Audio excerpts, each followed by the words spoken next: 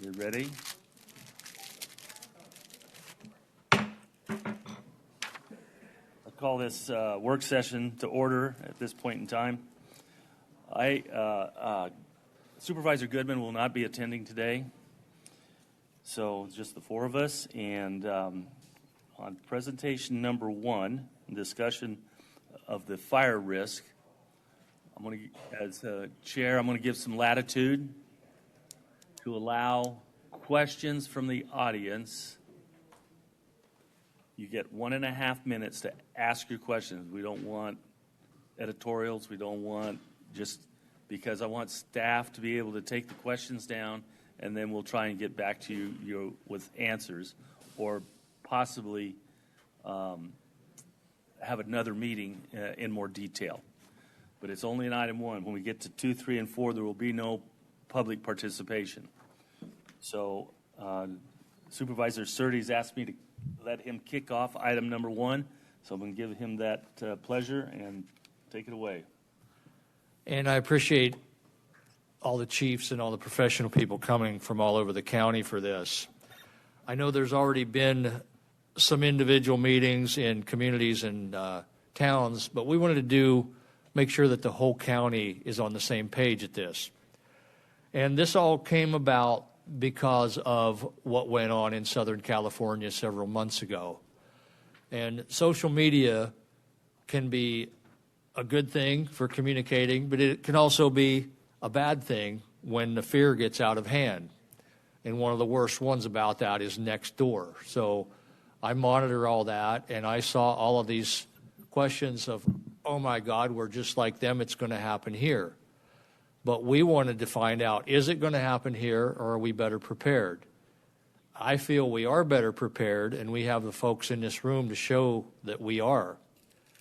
And we're going to talk about, well, we should have an expert here on how to prepare and get rid of the vegetation near your home, et cetera. We were supposed to have, and they would not come, and this is kind of an issue in itself. We tried to get insurance companies here because one of the questions is, oh my God, they're going to cancel my insurance like they are doing in Southern California. And no one would come, which is kind of telling. So I've talked with the county attorney. Maybe we can get an answer. What rights do we have to keep them from canceling us? But I think just keeping the vegetation away from your home if you live. And there again, you look at our county to the south and to the north of here, and mine and Supervisor McClure's district, we're way more vegetated than the agricultural areas. So different areas have different needs and different risks. And if there's any chiefs or anybody in the audience that has an issue that we did not address towards the end, bring it up. And like Supervisor or like the chairman said, we can address it or bring it up later. One question, which we do not have the water companies here, of the hydrants. They turned on hydrants. There was possibly no water there in Southern California. I feel that our area is much better suited for that, especially in the Superstition Fire District. They do testing. Other than that, if there's any issues like that, let us know. We will look into it. And remember several years ago, we had a 911 call and we lost a home. I think we have that better shored up now, and PCSO can address that. And then towards the end, we're going to have animal control come up, because when these fires happen, it seems like the horse community has a system down. There's different organizations, and they rally with trailers, and they will evacuate horses, and there's places to take them. They can take them to the fairgrounds. They can take them to the rodeo grounds. But what about dogs and cats? When I was having town halls on this issue, that was one of their biggest concerns. They care about their animals more than they do themselves. And how many times do you hear of people going back in to try to save their animals? So how do you evacuate your home pets? So Audra is going to address that towards the end of the meeting as well. And there again, we will Now, is this all solved because we have rain right now? Temporarily, yes, but the old saying, April flowers bring May flowers. Well, any showers in Arizona bring weeds later. So we may have weeds left over this summer from what's happening right now, but it sure is a relief to have this rain. So with that, Corey Redding, we've already had some meetings on this. Can you brief us and tell us where we are and how we are better off than our neighbors to the west? Good morning, Chairman Miller, Vice Chair McClure, supervisors. Corey Redden. I'm representing the Office of Emergency Management in Pinal County as the emergency manager. As far as what we have been going through, we've had a lot of public inquiry, and we've had some town hall meetings. We've had some special group meetings throughout the county. Because we have a lot of concerned citizens, and I understand that. We also have a very unsiloed county when it comes to our emergency responders. We have 2 associations in our county that are focused on fire and on law enforcement, and they all meet very frequently throughout the year. They are a great network. They communicate very effectively with each other. In a rural county, the largest rural county in the state, we do have to rely on each other, and we'll see that with some of our information from our fire service and law enforcement officials. So we do have fire risk. We do have upcoming wildfire season occurring. We haven't really had a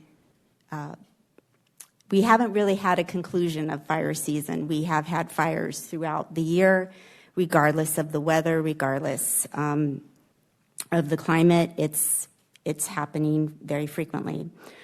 But we have wonderful emergency responders that are very vested in ensuring that we protect our communities. We have some other fire officials today from the state, Arizona State Department of Forestry and Fire Management that we work with also, and they work hand in hand with our fire departments and fire districts throughout the county. So we do have increased fire vulnerability. We are addressing that through planning, through education, through outreach, and through coordinated efforts with all of our responders. So first off, we want to talk about the current fire suppression capabilities in the county. And so if we have representation from the fire officials that would like to talk about that, or if we want to take public questions first. I would like to hear from the professionals and all the questions towards the end, because we may not have answers. And maybe at the end of this, we are left with questions, which we can then gather answers and get back to the people later. So. Yes, and I do know our fire departments and districts have been also fielding inquiry too from their communities and public as well. I know Chief Whitney has been very active in the Superstition area, and then we have the Firewise communities. Which how does everybody enact that? How do we get your community a part of that? And I know Joe Ortiz is here. Joe, one of the questions that came up on social media was the washes are brushy. Whose responsibility is it to clean them? Is it the county? They expected us to do it, but they were in HOAs. So that was another question of, if you see something like that, contact someone from the county and we'll look into it if you see a fire hazard like that. But can somebody address Firewise communities and how you become a part of that?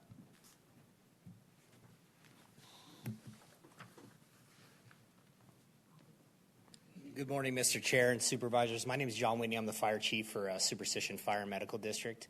I also invite anyone from the Department of Forestry and Fire Management also to come up and contribute to this conversation.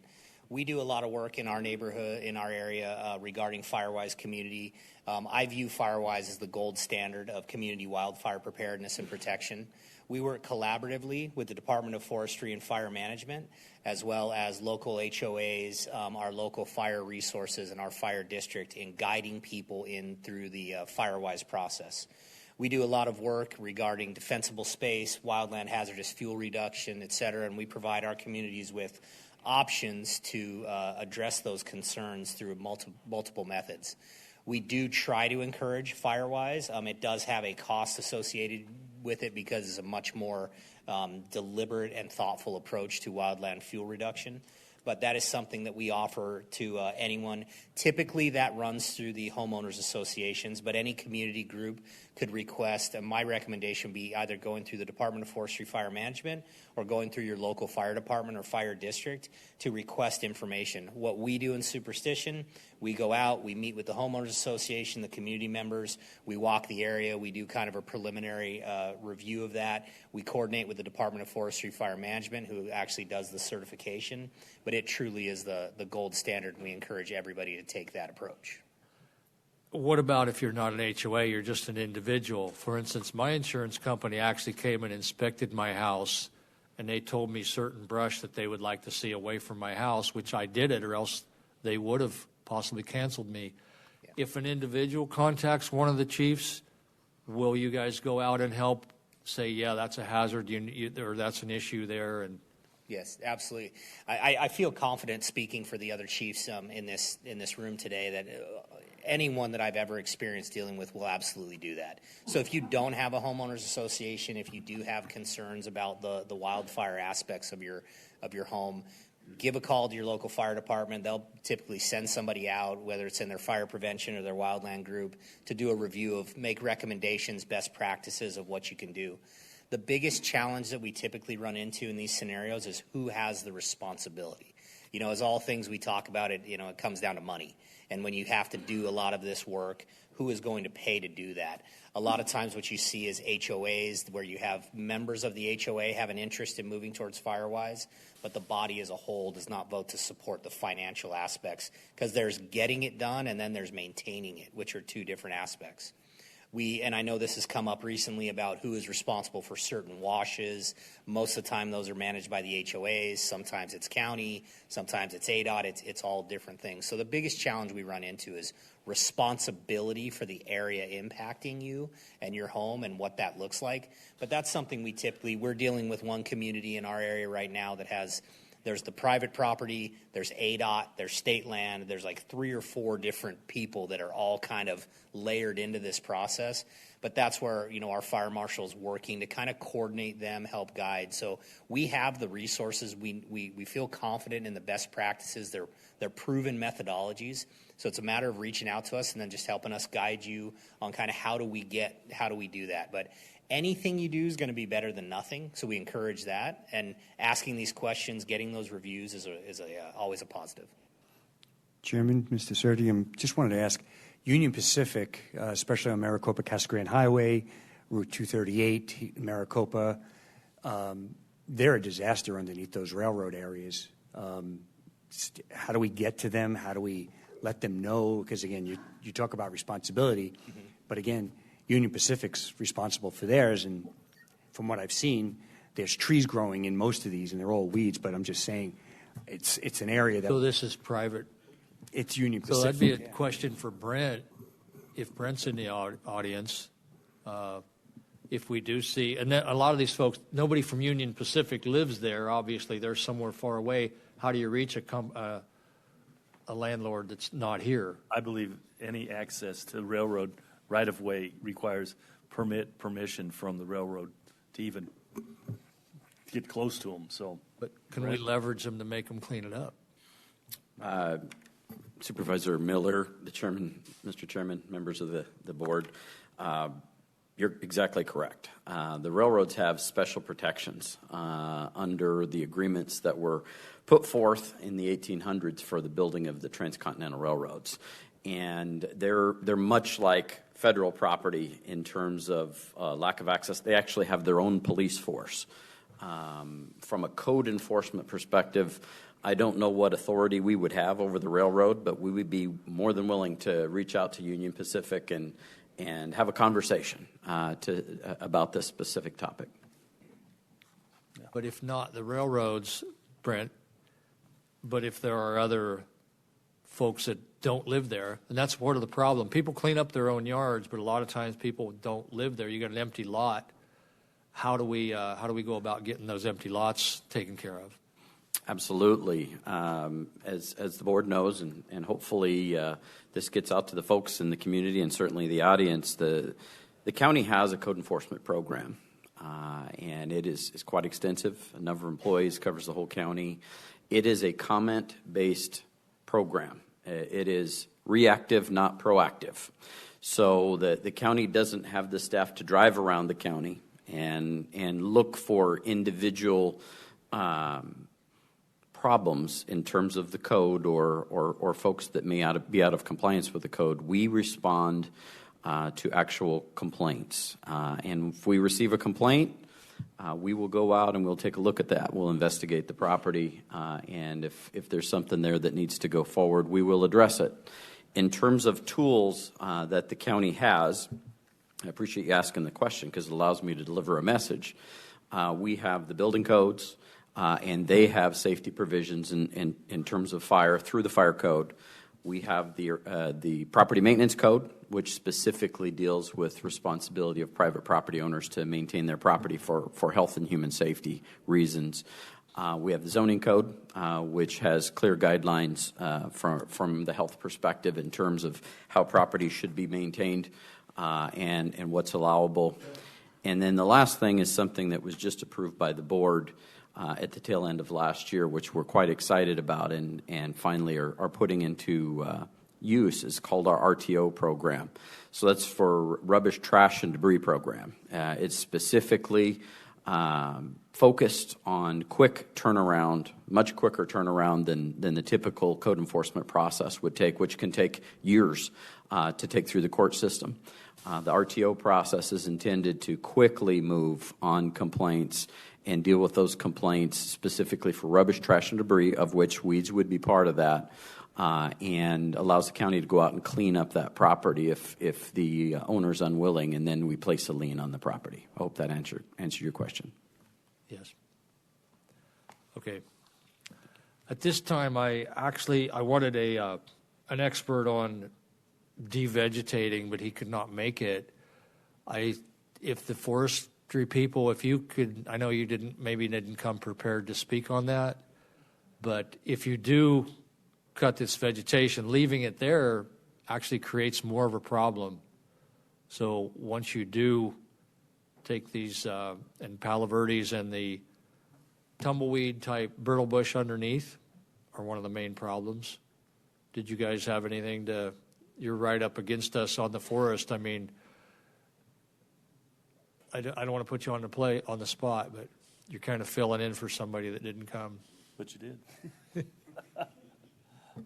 Chairman Miller, members of the board, let me introduce myself first. I'm Tom Torres. I'm the director of the Department of Forestry and Fire Management. I'm also known as the state forester. And so if I could just back up just a little bit to sort of introduce our program just for awareness for the board and the folks that are here today. At DFM, we have statutory responsibility for a variety of things, including vegetation management on state trust lands, and also working in coordination with our partners, fire response and incident management with the fire districts and the fire departments across the state. And so, you asked the question about what homeowners can do, and one of the things that we also do at DFFM is we manage the FireWise program. And the FireWise program is a nationally recognized program in which it's primarily an education program to help people understand what they can do both individually, but also collectively in their neighborhoods and larger communities to reduce fire risk. And a lot of those standards around exactly what homeowners can do are codified within the FireWise program. So I'm happy to also say that Arizona is really expanding the implementation of the FireWise program. I have a fire prevention chief who works with me down in Phoenix, but he covers the entire state. And if there are needs for helping communities understand that and get certified, there's a certification process for FireWise.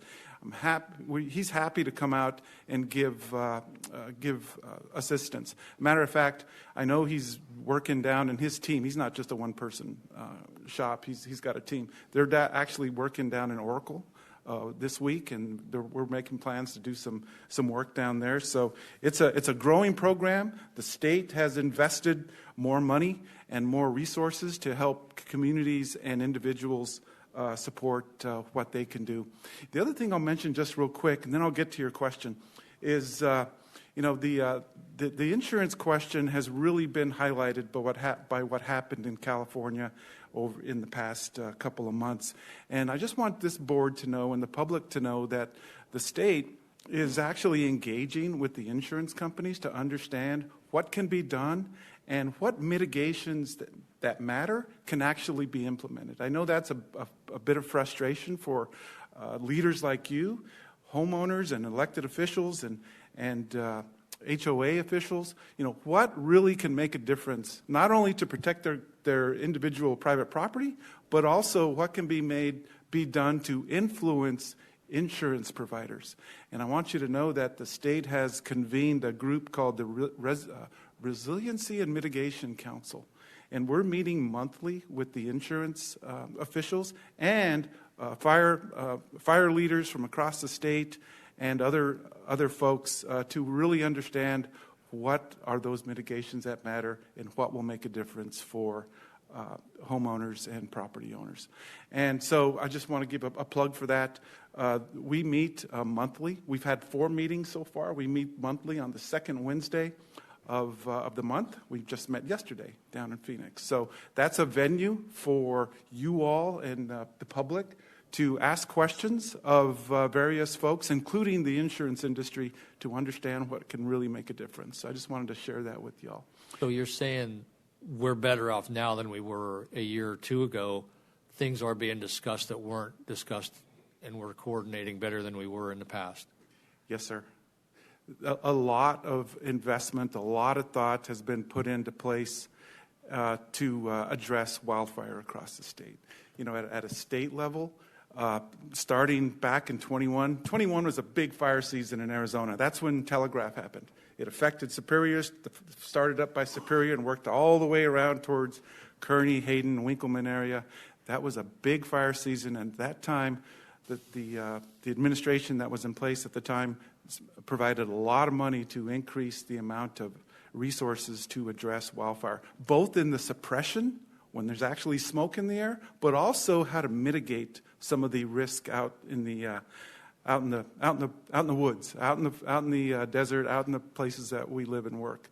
And so I'm happy to say that investment has continued. Matter of fact, it's even in the continued investment of about $27 million is in the governor's executive budget that's being contemplated at the legislature right now. I'm confident and happy to report that that money has been consistent for the last 3 or 4 years. So to answer your question, we are in a much better place, and we make some of that money I'm talking about available through grants. The fire chiefs definitely know about that program, and we have an annual grant program that we make available to communities and groups like HOAs and counties and other folks, even NGOs, So to you help can reduce the get fire risk. sub-grants. I know the mayor of Superior is here now, so if she feels her community is still at risk, there's still grant opportunities out there, and how would they pursue those? Yeah, so, the details are on our website, of course. I could provide details on that, but, we have a regular routine for how we make those grant opportunities available, how we implement them, how we award them. So I could provide more detailed information on that. And, Mayor, I know the mayor. So, yeah, the Superior, we've worked very closely with Superior in Pinal County with our grant program. So, And I know that our PIO is watching this, so maybe we can link something to our website as well, James, so to be ready for that. I have a comment. I'm glad you mentioned Oracle, because that's one of my towns in my district, and they are a Firewise community, and it's great. They do a lot of clearing. The problem that we have there is because of the vegetation. They clear it out. That's what one person does, one person doesn't. But when they clear it out, it's got a lot of scrub oak and a lot of undergrowth. And so now you've cleared this off. What do you do with it, right? They don't have anywhere to go with it. So the fire department there in Oracle has set up a road on it would be the west end of town. It always seems like south, but it's the west end of town on the old highway where they drop the debris. Well, that's great. And then still, they've got this big pile of debris. What do you do? So for a while, the fire district would burn it. But their grant would allow them to, and it's right next to the school, unfortunately. So then they would burn it from 6 to 8 a.m. when the wind was, basically zero and no smoke could go, and they couldn't keep up with the flow of the volume. And so they tried to get a bigger permit that they couldn't afford to burn more. Again, timing. So we've been working with Juan Ciscomani's office to get it's a air curtain destroyer. It's a smokeless incinerator. I tried to go through you guys to get one because somebody said, "Oh, we've got them," but then I couldn't get one. And it's like, okay, well, we've got grants. Yeah, couldn't get money for it. So anyway, we're working with Congress to get one for Oracle and do that. But now we're just waiting for the congressionally directed spending funds to show up. So, but that's the problem, is that you get it and you have all this debris and people can't afford to get rid of it. It definitely is a challenge, Mr. Chairman and members. It definitely is a challenge. Another option is to chip it and haul it away. That comes with money. It costs a little bit of money. In our work, we do a lot of work around the state and around communities, and we use inmate crews. And each one of those inmate crews has its own large chipper, and we try to haul it away, reduce the size and haul it away. But it is a significant problem. This work isn't cheap. And so that's one of the challenges that, even though I'm throwing around some pretty big dollars, that we invest at a statewide level, Arizona's a big state, and there's a lot of need for the work. One of the things I just want to mention real quick is you all have, like other communities, and it was mentioned earlier, you all have a community wildfire protection plan. That was, I think the original one was developed in 2009. I know it was updated in 2018, and I believe you all are going through another process right now to identify where those priority areas. One of the things that document does is helps leaders like you identify where the most risk is. It helps firefighters and planners like us to understand where some of that risk might be for fire suppression, but also it informs where we need to invest some of our limited dollars and energy to make the biggest difference on the ground. So I just wanted to point that out. You all have a community wildfire protection plan, and those are important. Chairman, I'm not sure if this is the appropriate time. I wanted to ask about battery storage, solar. I don't know if this is the right time or place, but I just wanted to put it out there, and here's some information on it. I know there's some new Ansel systems out there called Blue. I've been doing some investigation into that. Do you have any comments about that? Because it seems to be a very, very big issue that's going to be coming up, especially in my district. Yeah, so Mr. Chairman and members of the board, I am familiar with the issue. I can't speak to the specifics that you're talking about. That may be a question better suited to one of the fire chiefs. So I apologize, but I can't give any details on that. I think we had addressed that with the industry itself in this case. I do have a question, though. Yes, sir. Have you ever requested permission or requested the railroad to clean up any area? You probably have more clout than Pinal County would. You're from the state. Is there a chance that you could reach out and touch base with them on something like that? Be happy. And even the ADOT right-of-ways. I mean, I get that call occasionally that falls kind of under the state, and how do you prod somebody along to look at those issues? Yeah, Mr. Chairman, I've worked in this field for a long time, 30-plus years. And one of the things I've learned is that there's often underlying agreements and responsibilities. One of the things that's really unique to Pinal County and the state is that I believe you all may have the largest percentage of state trust lands than any other county in the state. And I believe if the railroads or the transmission lines or any sort of linear feature on the landscape is going across state trust lands or BLM lands, for example, there's likely some terms and conditions of their right-of-way. And so that would be the first place I would check. Okay. And so that might be a little bit of advice there. Well, that's good. That's good information. I think we're second in ADOT miles of ADOT right-of-ways in the state. Only second to Maricopa County, believe it or not. Not the population, but the miles of ADOT roads. We're second in the state on that. I believe it. But thank you. That's a great point about ADOT right-of-ways. How many times do fires get started by a cigarette going out the window? I can't believe people still smoke. But But it happens. also be aware of just pulling off with your catalytic converters. And anytime, how many times have you been driving along at night and you see sparks where trailer chains are underneath hanging? All of those things can, before you know it, you've got 100,000 acres burned up. So just be careful pulling off in Arizona. It's all dangerous. So I appreciate you filling in with not even knowing you were going to speak. You have some great information, and I think you greatly added to this conversation. Yeah, I agree. That's good information there. If I may add just one more piece of information. Absolutely. One of the things we're doing at the state, and we do it every year, is we sort of try to forecast the upcoming fire season. And I can tell you that, and this is no secret to you all, even though we got the little bit of rain right now, the fire season is shaping up to be more significant than previous years. Last year was a relatively significant year across the state of Arizona. Across all jurisdictions, there was about 2,100 fires that burned about 280,000 acres, which is a little bit higher than average. But we, in coordination with all of our partners, the fire districts and fire departments across the state and emergency management officials, we're gearing up for a more significant fire season than last year. The data that we get and from the predictive services, they do this modeling out of Boise, Idaho through the National Interagency Fire Center. And what they're telling us is that Arizona, your part of the state especially, can expect more significant wildfire this year than last.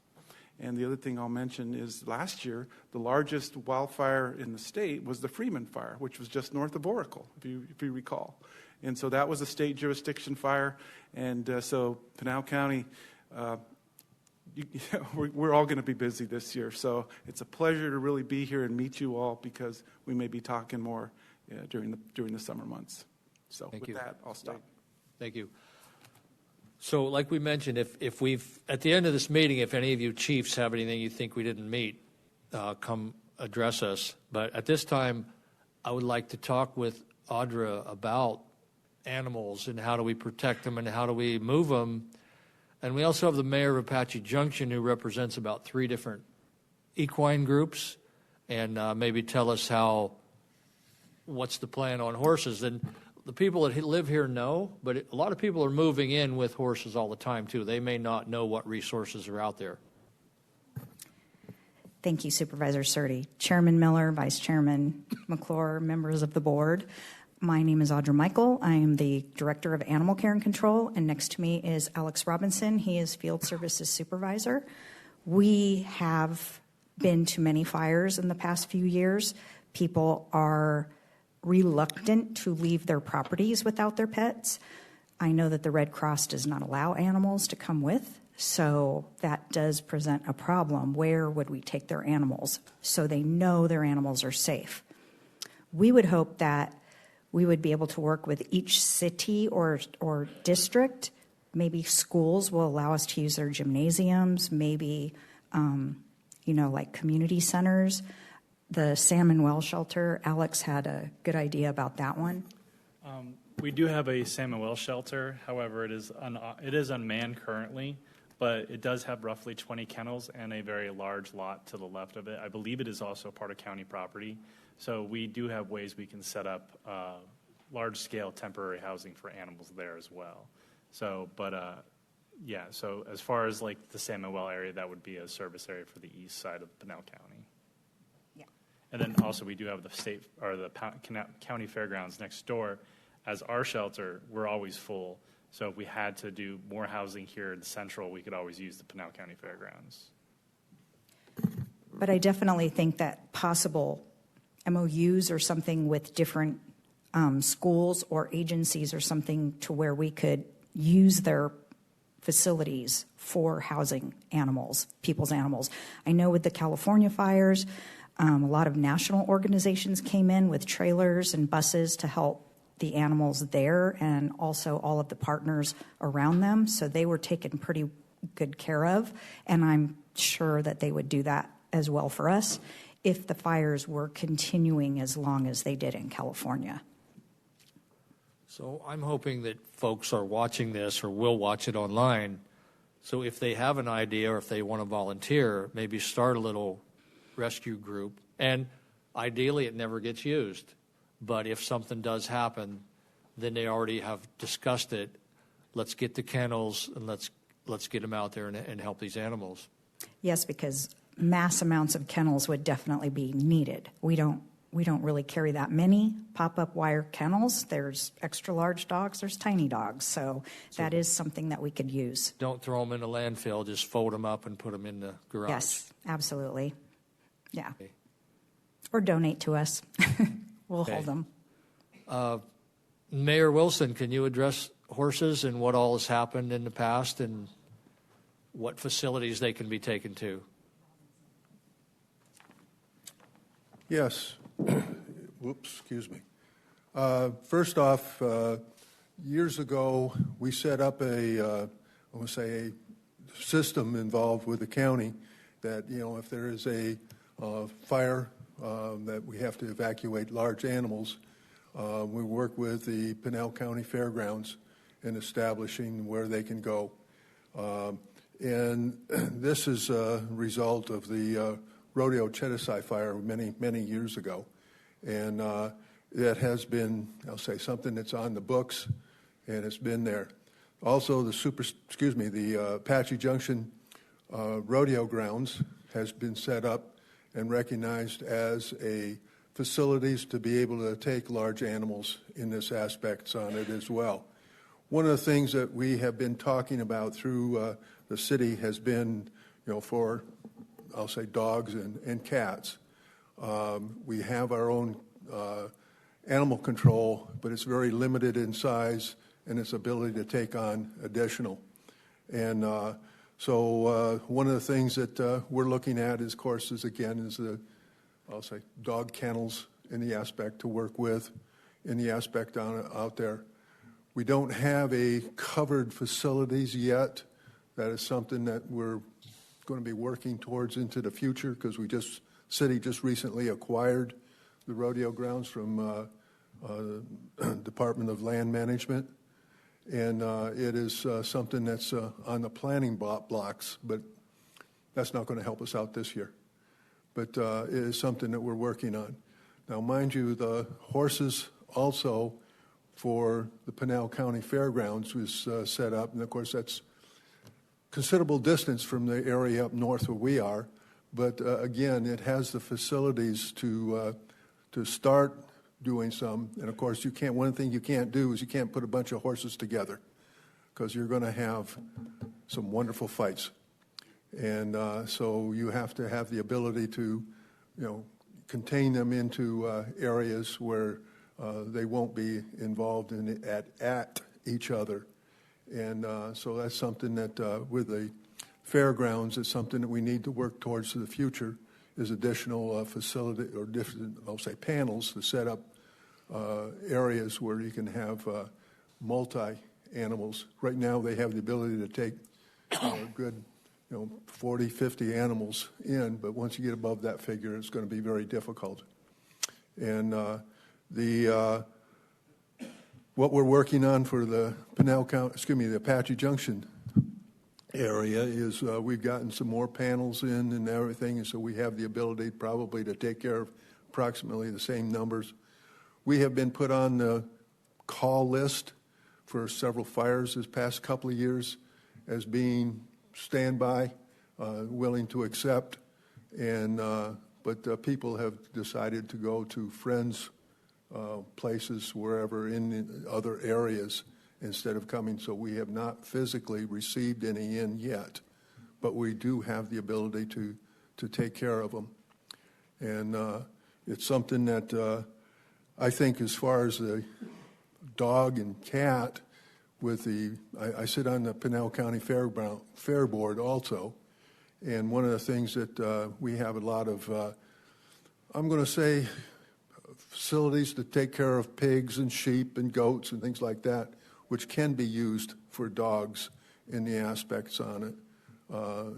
But again, this is something that needs to be worked out with the fair board in the aspect on it, so that it's in agreement. I know we've talked about it, but have not really come to a conclusion yet on it, especially when it comes down to, I'm going to say, management and assistance and the number of people there to help take care of the animals.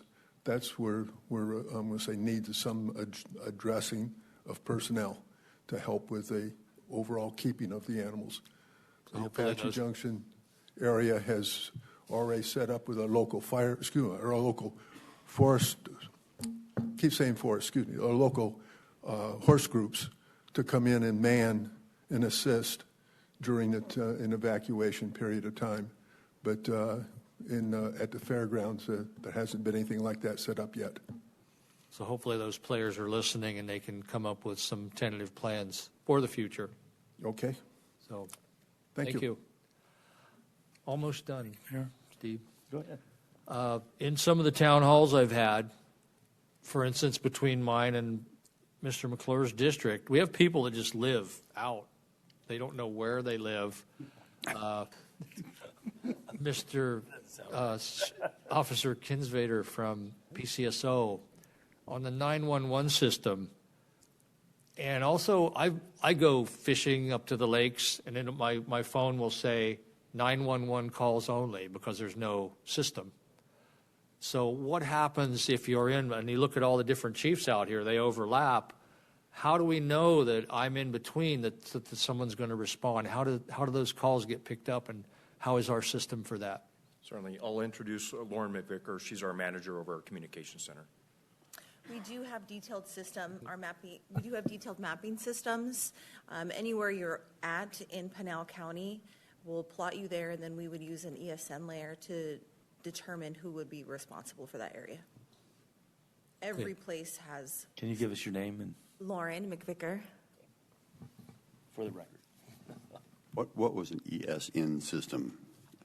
Government acronyms are always wonderful. I am not familiar off the top of my head what that means. We get the information from our GIS data services, and we have a 911 administrator who keeps track of all that information for us. Okay. And we're approving cell towers up here all the time, which should be making us stronger. Should. Okay. Anything else? If not, then thank you. Mr. Cerdy, actually, Chairman, I actually have a question. So is there any possibility, like for cleanup, that we can work with the Sheriff's Department to, if it's renting chippers and having, the inmates come and clean? I mean, I don't know if that's possible anymore, but just wondering if we have any access to that where we could actually clean up areas. And when they were talking about the high cost, is that something that could be a workforce group? Is that something possible? Yes. So, Mr. Chairman, Mr. Vice Chairman, and board members, so I can't answer that specifically today, but that's something that I can get an answer back for you. Using work crews is a special circumstance. that would have to be looked at carefully. We have to have inmates that are properly categorized for that, and then we have to have the manpower to supervise them out in the public. So there's a lot of logistics that go along with that, but it's something that has been done in the past.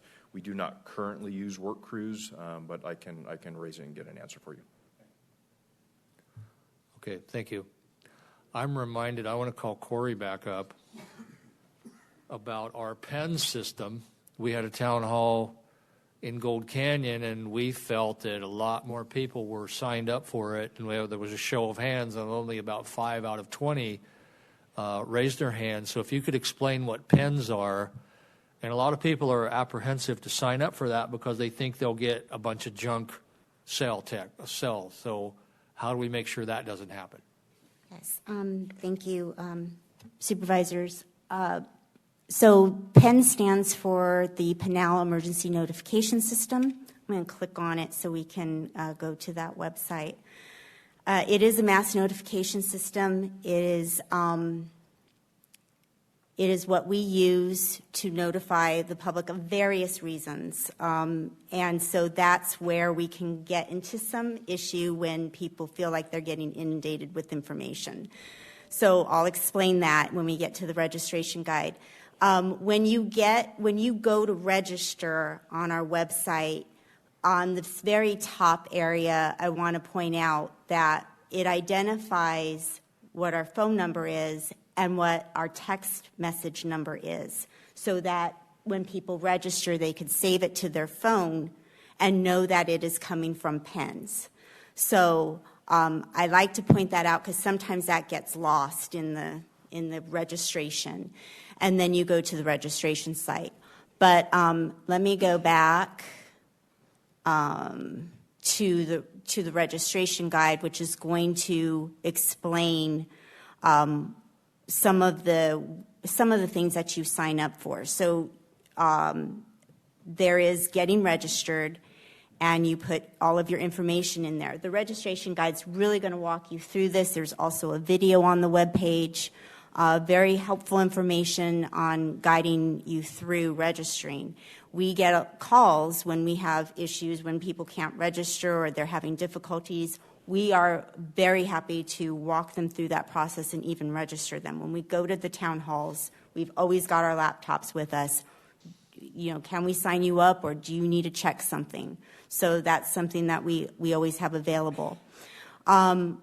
When people are registering, there is also information on if you require special assistance. Do you have an access functional need situation? Are you in a wheelchair? Are you oxygen dependent? Do you require electricity to run your medical equipment? Things like that can be placed in your registration for the notification system.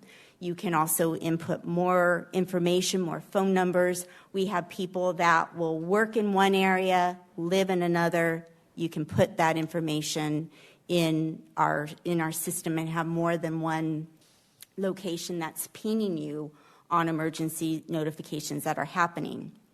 So this guide will walk you through all of that. The notifications are also what kind of alerts you can, let me expand this. I don't know if I can. Hold on. There we go. These are the various alerts that you can subscribe to, so you can do all of them. But other alerts are floods, thunderstorms, fire weather watch. Our National Weather Service partners will feed into this system and send out weather alerts. For other storms, the red flag warnings from our state forestry, dust storm warnings, again from Weather Service. I like frost advisory that's on here because that happens never. But hey, in case it does, there you go. Heat and then winter cold. So depending on that, you might get more notifications. We also have this system available at the city and town levels. If they enter into an agreement with us, for instance, we have the town of Florence, we have city of Casa Grande, we have city of Maricopa that are on their own system, and if they have stuff very centric to their location, they could be sending alerts. We also have Pinal County Sheriff's Office that has their own, and they will also alert, especially on law enforcement situations when they need people to stay out or shelter in place. So all of this is available. And of course, if you leave the area, you can unsubscribe, and then there's some frequently asked questions. So I encourage people to go to that if they have not registered, or go back into their login system and see what they are subscribed to as well. And what happens, how this gets activated, we don't just send out because we want to. We don't want that fatigue of notification. So a lot of times we're not sending out that alert, or it's not to the level where we're contacted to send that alert out. I rely on law enforcement and fire officials on the scene to tell me what we need to do. Also our forestry partners too.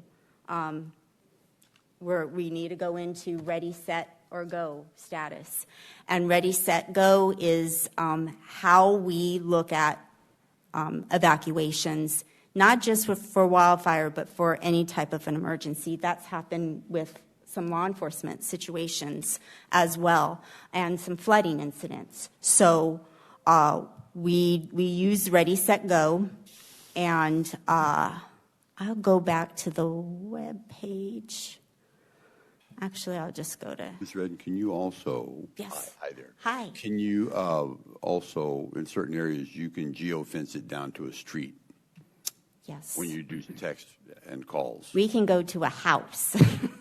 So it's not, so in an area, it won't be just some mass notification. If you were going to evacuate an area with, say, one entrance, as one of the areas is in my district, that we're familiar with, that you could have them notify them, but then say, okay, you need to evacuate, and then the next street you need to evacuate, so that we don't have this mass exodus of cars and people trying to flood out of one gate, so to speak.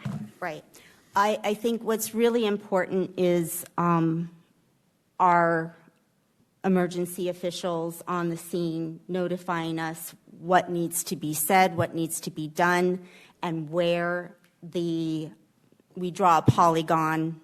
Sometimes my polygon looks like some other shape, but I'm getting all the streets and locations in that geofencing to alert those people.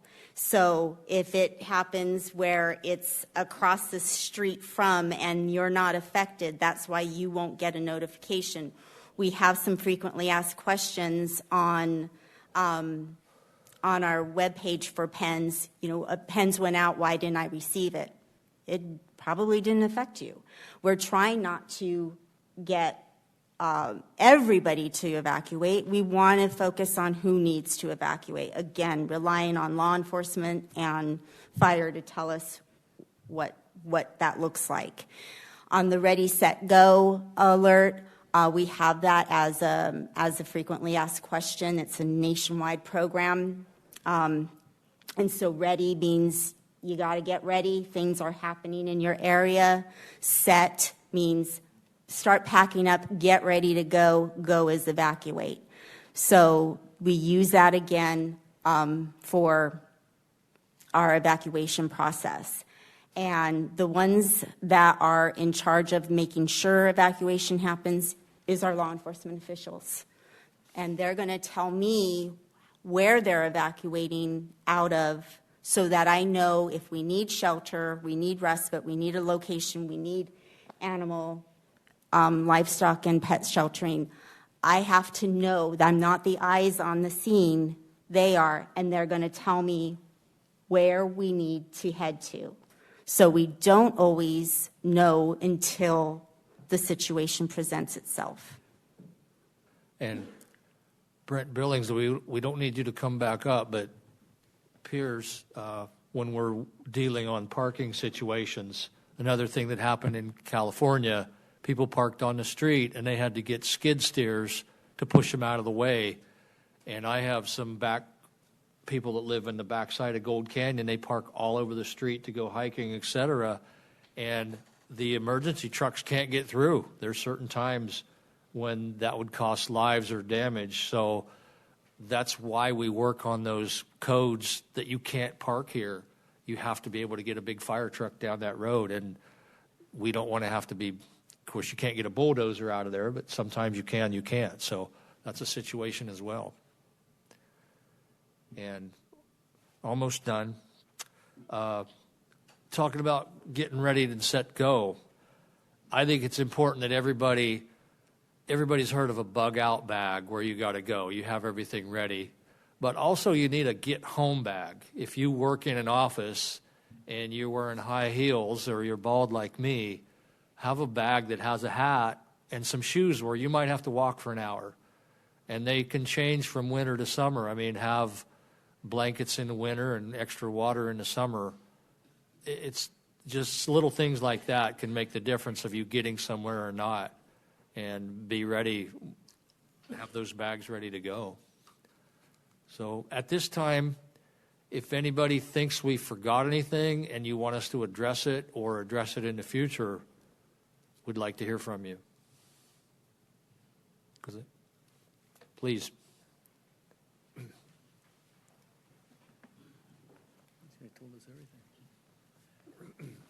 Thank you for the opportunity to come back. Mr. Chairman and members of the board, I just wanted to make a couple of introductions. At DFFM, we have a couple of local folks who can help provide resources. You asked the question about, how can we get the inmate crews to help out? We have a contract with the Department of Corrections for 19 20-person crews. That's 380 persons. About half is devoted to fighting wildfire. The other half is devoted to mitigating fire risk. And so your local contact here for managing that stuff is Jessie Warner. Jessie is our district forester. Her office is down in Tucson. She's got responsibility for helping mitigate fire risk throughout southeast Arizona. She's got a big territory, including Pinal, Pima, Cochise, and maybe another one. But she's got a big country. But she's the person who you can work with to help provide resources to address some of this stuff. I'll send you guys an email with her contact. The other person I want to introduce is John Truitt. John is the state fire management officer. He's my state fire chief.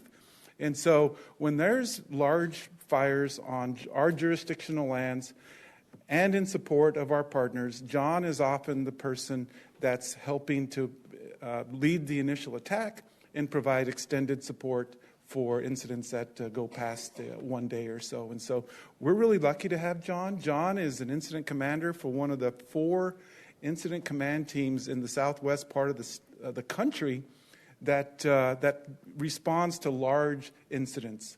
And so we're really lucky to have John. You might hear his name, John Truitt. He's the State Fire Management Officer. And, the other one last thing I want to mention to you all is that we are taking proactive steps to prepare for that busy fire season this year. One of the things we did last year is I think we tripled the amount of air resources we had. When there's smoke in the air, especially in the backcountry, the most effective way to get on it is with aircraft. We tripled the amount of aircraft that we had on contract last year. We plan to do the same thing this year. I believe we have an air tanker base down in Marana, and we have one up in Wickenburg, and we also resource aircraft out of Casa Grande. And so the other thing I'll mention is that last year we signed an agreement to enter into a state-to-state fire compact that allows us to move resources between states. And that we've never had that before. So we have the ability last year, and we have it this year, to share resources between our fellow states in New Mexico, North Dakota, Minnesota, a bunch of states in the Midwest, the Great Plains Fire Compact. So I just want to let you all know that we're taking proactive steps to be prepared for a busy fire season, just like we did last year. So thank you for the time to share that. And I also brought you all a copy of our wildland fire report from last year. This covers what we did in 24. And it's hot off the press. We just finished it a couple of days ago. I brought you 4 copies. I'll leave it here for your all's awareness. And it talks a lot about what we did last year, what we're going to be doing this year, and all kinds of other great information, including our FireWise program is discussed in here. So thank you. Thanks again. Thank you. Mayor Mila. Thank you, Board of Supervisors, and thank you, Supervisor Surtee, for convening this work session and making sure we knew it was on the agenda. Wildfires are obviously very important and something that we've addressed critically in Superior. And I just want to give some testament to the work of DFFM. We have leveraged a lot of their funding not only to remove invasive species out of the Queen Creek watershed, but to build adequate fire breaks around our community. As we know, the Forest Service resources are becoming more and more limited, and so they're not building adequate fire breaks around our communities. After the Telegraph fire, we wanted to be very proactive, so we actually helped engineer fire breaks around all of the communities, around Kearney, Globe, Miami. I know Globe and Miami are in a different county, and made those available to those municipalities. So one of the challenges to being able to utilize DFFM dollars is to have those engineered plans. We would be more than willing to participate in that as far as the town of Superior goes. We also own an air curtain burner. We used our HERF dollars to purchase that. We cannot burn oleanders, but I'm sure our public works crew would be willing to work with anyone in the county if it's a matter of moving brush over to Superior, because we don't burn all year long. We don't have that much. There are some limitations, but we'd be willing to open that up. I think this was a very informative conversation. Watching what happened in California, I think I can attest to saying after living through the Telegraph fire, I think Arizona is a little bit more equipped. We're not as densely populated. And I think our animal community really all comes together. And I know during the Telegraph fire, it was tough because Globe and Miami were like, hey, Superior, send your animals this way. And then we quickly had all the roads blocked. We couldn't even go to Kearney. You couldn't get to Globe. So we did rely on our friends in Apache Junction and Florence. So those networks and communications and convening a conversation like this, I think is very, very important. And reminding all of our residents that, you know, these emergencies and disasters happen. And I think somebody mentioned frost. We still get frost in Superior, and that's an issue.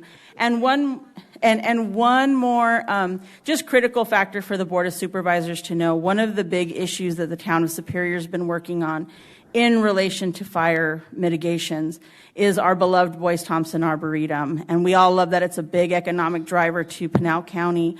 We need to get fire hydrants to them. As you all know, it almost burned in the Telegraph fire. I'm sure our forester, Mr. Torres, will never forget the phone call he and I had during that fire to protect the Arboretum.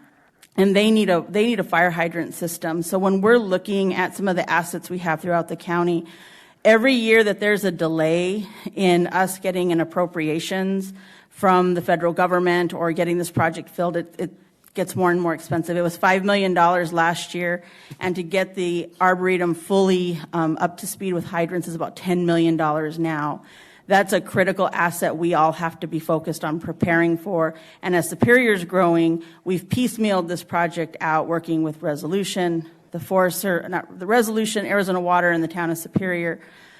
But it's critical, and even the hydrants to the Superior Airport is critical to the region as far as being able to use that for a base for water acquisition, because we're having harder and harder times finding places for those air tankers to fill up and whatnot. So we're very thankful for this conversation today and appreciate being able to share some of our challenges and ways that we found some success through this with the Board of Supervisors. And I'm open to any questions you may have, since I just threw out a few more details out there.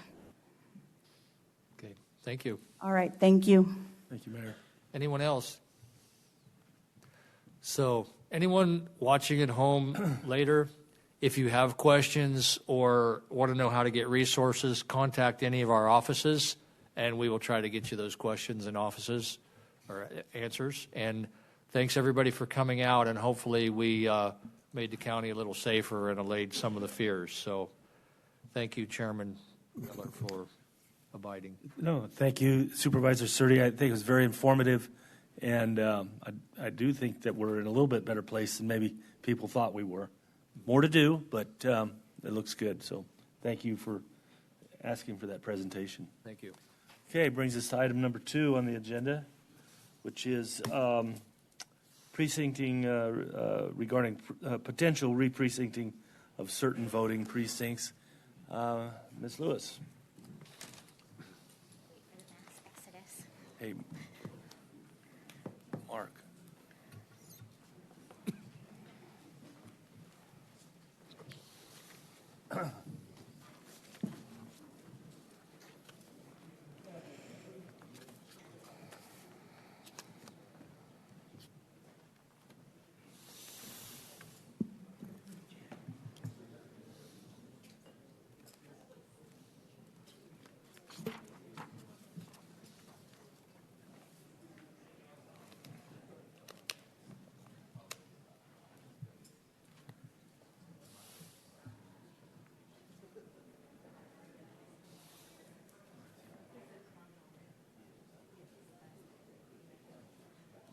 Do you need me to leave?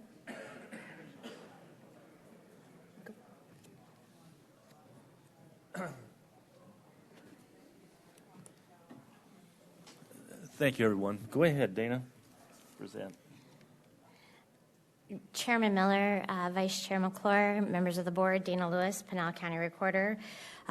Over the course of the last few months, we've been presenting in regards to the memorandum of agreement with me acting as the officer in charge of elections. And one of the things that we realized very evident out of the primary and general election is the amount of growth that Pinal County is seeing. That growth is, of course, affecting your elections. And so we sat as a team, we met with members of community development and also with the GIS department, and we started looking at the historical growth in Pinal County and then where we're currently at and where it looks like we might be by the midterm elections. The Arizona Revised Statutes and Elections Procedure Manual require that in the event that we identify the need for re-precincting, we must accomplish this by October 1st of an odd year. And the reasons for this, of course, are identified in the Election Procedure Manual. If there are excessive wait times, that could mean that we go over the requirement of 30 minutes for any voter to wait in line to cast a ballot, or if it appears that it will adversely impact any of the additional functions on Election Day, that we should review potential re-precincting. We also went one step further. In the programming of an election, we are required to design the ballots. And one of the adversities that we have is in the event that we have such a population that due to this formula, that it appears we will have too many precinct committeemen in the event it were to go to ballot to be able to actually put those names on a ballot. And we have several precincts right now that we are running right up against that. Now, I will be completely transparent. During the last election, we only had one race that was potential that would have had to have gone to ballot. That did not pertain to cancellation because we just fit the slots. But it's one of those things that as the board you must be aware of that is a problem for us when we're administering your elections. The additional thing is we've been tracking historical voter registration data from 2016, and right now we're at an unprecedented growth in Pinal County. So looking at what we did coming out of redistricting with community development and the redistricting team, and then going back to the same people who were in the room for redistricting and asking them about permitted plats, where we have hot spots for growth and for residential areas, taking their information and then putting it into spreadsheets with our voter registration information so that we could give you the following information. Board of Supervisor District 1, Mr. Vitiello. Your following precincts would be effective: 18, 80, 96, 102, 111.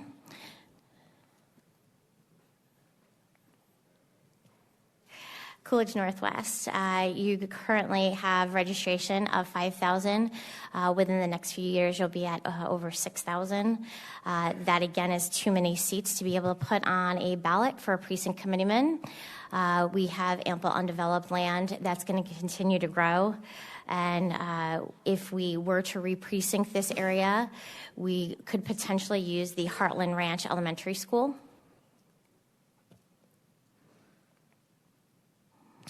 Precinct 80, we would create another precinct here. As you're seeing on these maps, it shows you the current precinct. 80 is, covering 80 and 115. If we were to divide this with re-precincting, 115 would be in that Homestead area. Again, too many seats for PCs. There's right now no current polling place being used in either area, but potential new locations, we've been out there looking, the Village Center, LDS Church, and the Maricopa Fire Station. In 96, again, the same situation. This map is a little bit harder to look at, but 96 right now takes up all of that, and we would like to split that to create Precinct 132. New location, we have Heart Cry Church and Ascension Church. There's also the Santan Foothills High School. Precinct 102. We would like to split this in half, creating 130. This is one of those great spaces where there are plenty of places where we could grow for polling locations. Precinct 111, we would split right down the center, creating Precinct 120. Again, we have 3 identified voting locations here. BOS District 2. Santan Valley is growing with the growth of some multifamily dwelling units. We have found that the voter registration numbers are growing, and Precinct 28 is one of them. Our current voter registration numbers are over 8,000 in this precinct. The current polling location is J.O. Combs Middle School. One of the potential new locations for voting could be the Encanterra Country Club. Precinct 68, this is one of those kind of strange locations where you see that we'd like to point out that follows census lines. So right now we have about 5,300 voters in this location, but it is projected to grow over to be almost 7,000. New locations are available though, so again, this would be an advantageous place for us to re-precinct. Precinct 71, we're about 4,000. The current polling location is the LDS Church on Ocotillo. We could hopefully utilize Simonton Elementary School. Precinct 85, we're using Santan Heights K through 8. We, if split, could utilize the LDS Church on North Gary. 86, this is another one that over 6,000 registered voters in this location. We will be close to 8,000 on this. There is an area there at Algarve and Encanterra we're hoping to be able to get in touch with. Precinct 88, we are at about 4,600 voters right here. And again, too many seats for the precinct race. So Legacy Traditional Schools here, LDS Church, and Amberlin Queen Creek. So we do have potential additional voting locations. Precinct 94, we're using Skyline, and the LDS Church and Ridgeview College Prep are available to us. Precinct 95 could be split to create Precinct 128. Again, these are proposed lines that we have drawn. Mountain View Church. The ALA Santan Valley campus is not currently being utilized, nor is Legacy. And again, to project to almost 7,000 voters in that space. Precinct 98, we are projected to be over 9,000. That's huge. We right now could potentially, again, use ALA in Ironwood, the LDS Church on Combs, or maybe Compassion Christian Academy.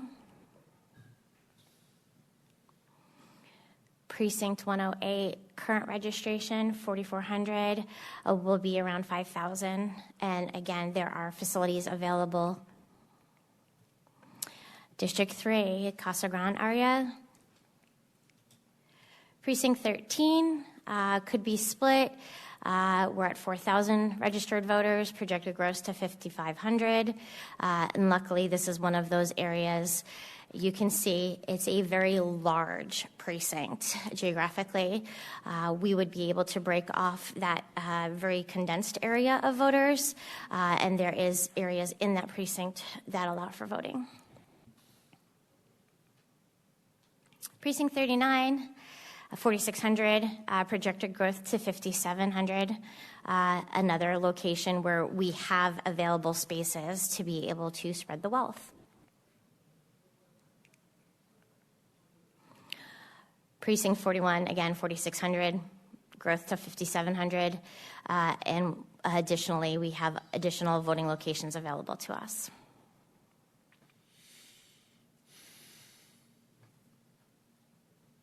Did I go too fast? Same here.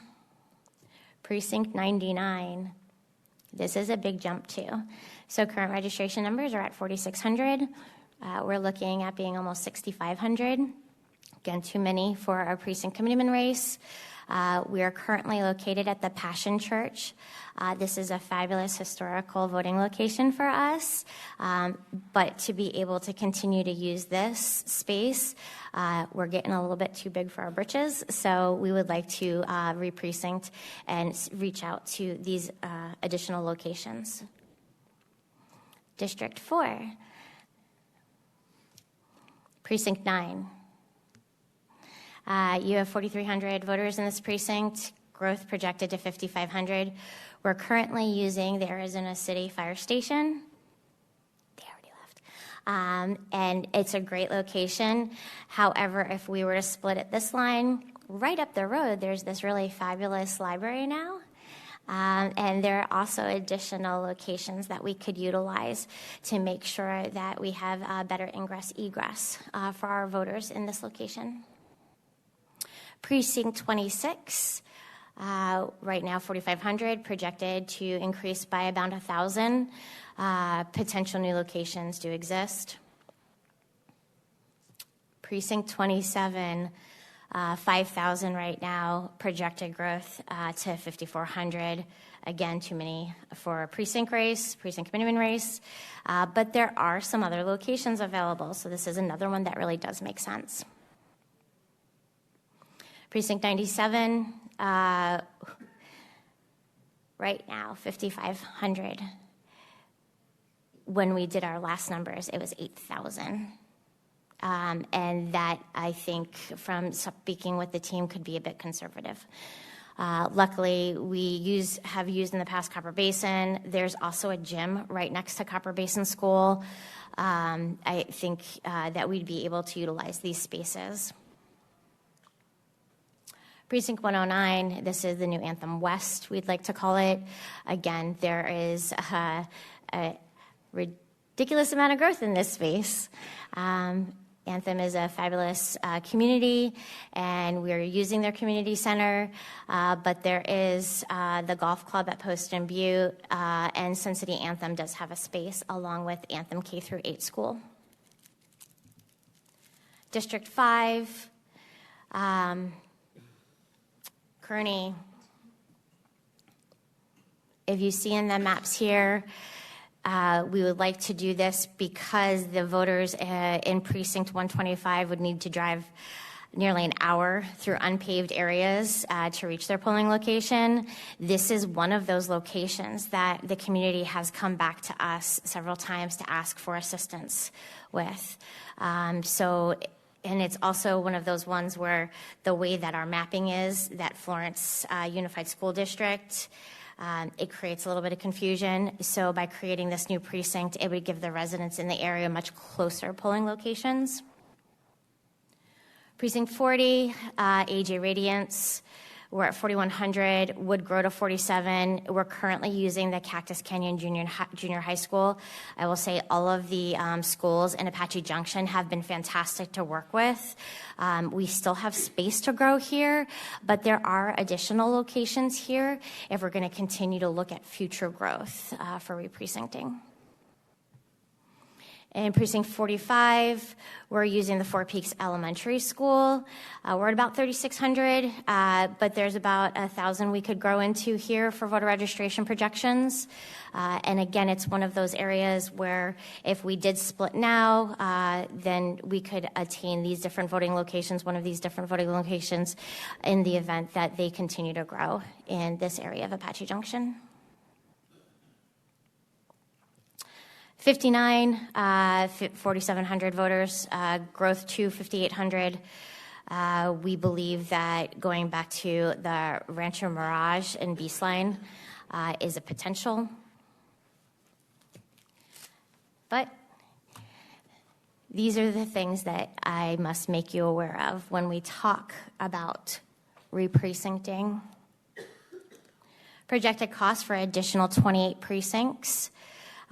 Just to send out voter registration cards alone is going to cost the department about $5,000. That would happen at the end of December after re-precincting happens. The per election cost for estimating polling location usage, disposal of supplies, that's retention, and then of course consumables, we're at about $100,000 for that. One-time equipment cost purchases, about $375,000. That includes us acquiring the additional 28 cages, poll books, express votes, and everything that we need to administer an election on election day. Additionally, we'd be looking at poll worker costs because each one of these new voting locations would have to be staffed with a poll worker team. Poll worker teams are anywhere between 5 and 10 people, depending on how many people are registered to vote there who did not submit an early ballot return, and then would be potentially showing up on election day. So about $80,000 there. Per election troubleshooter cost.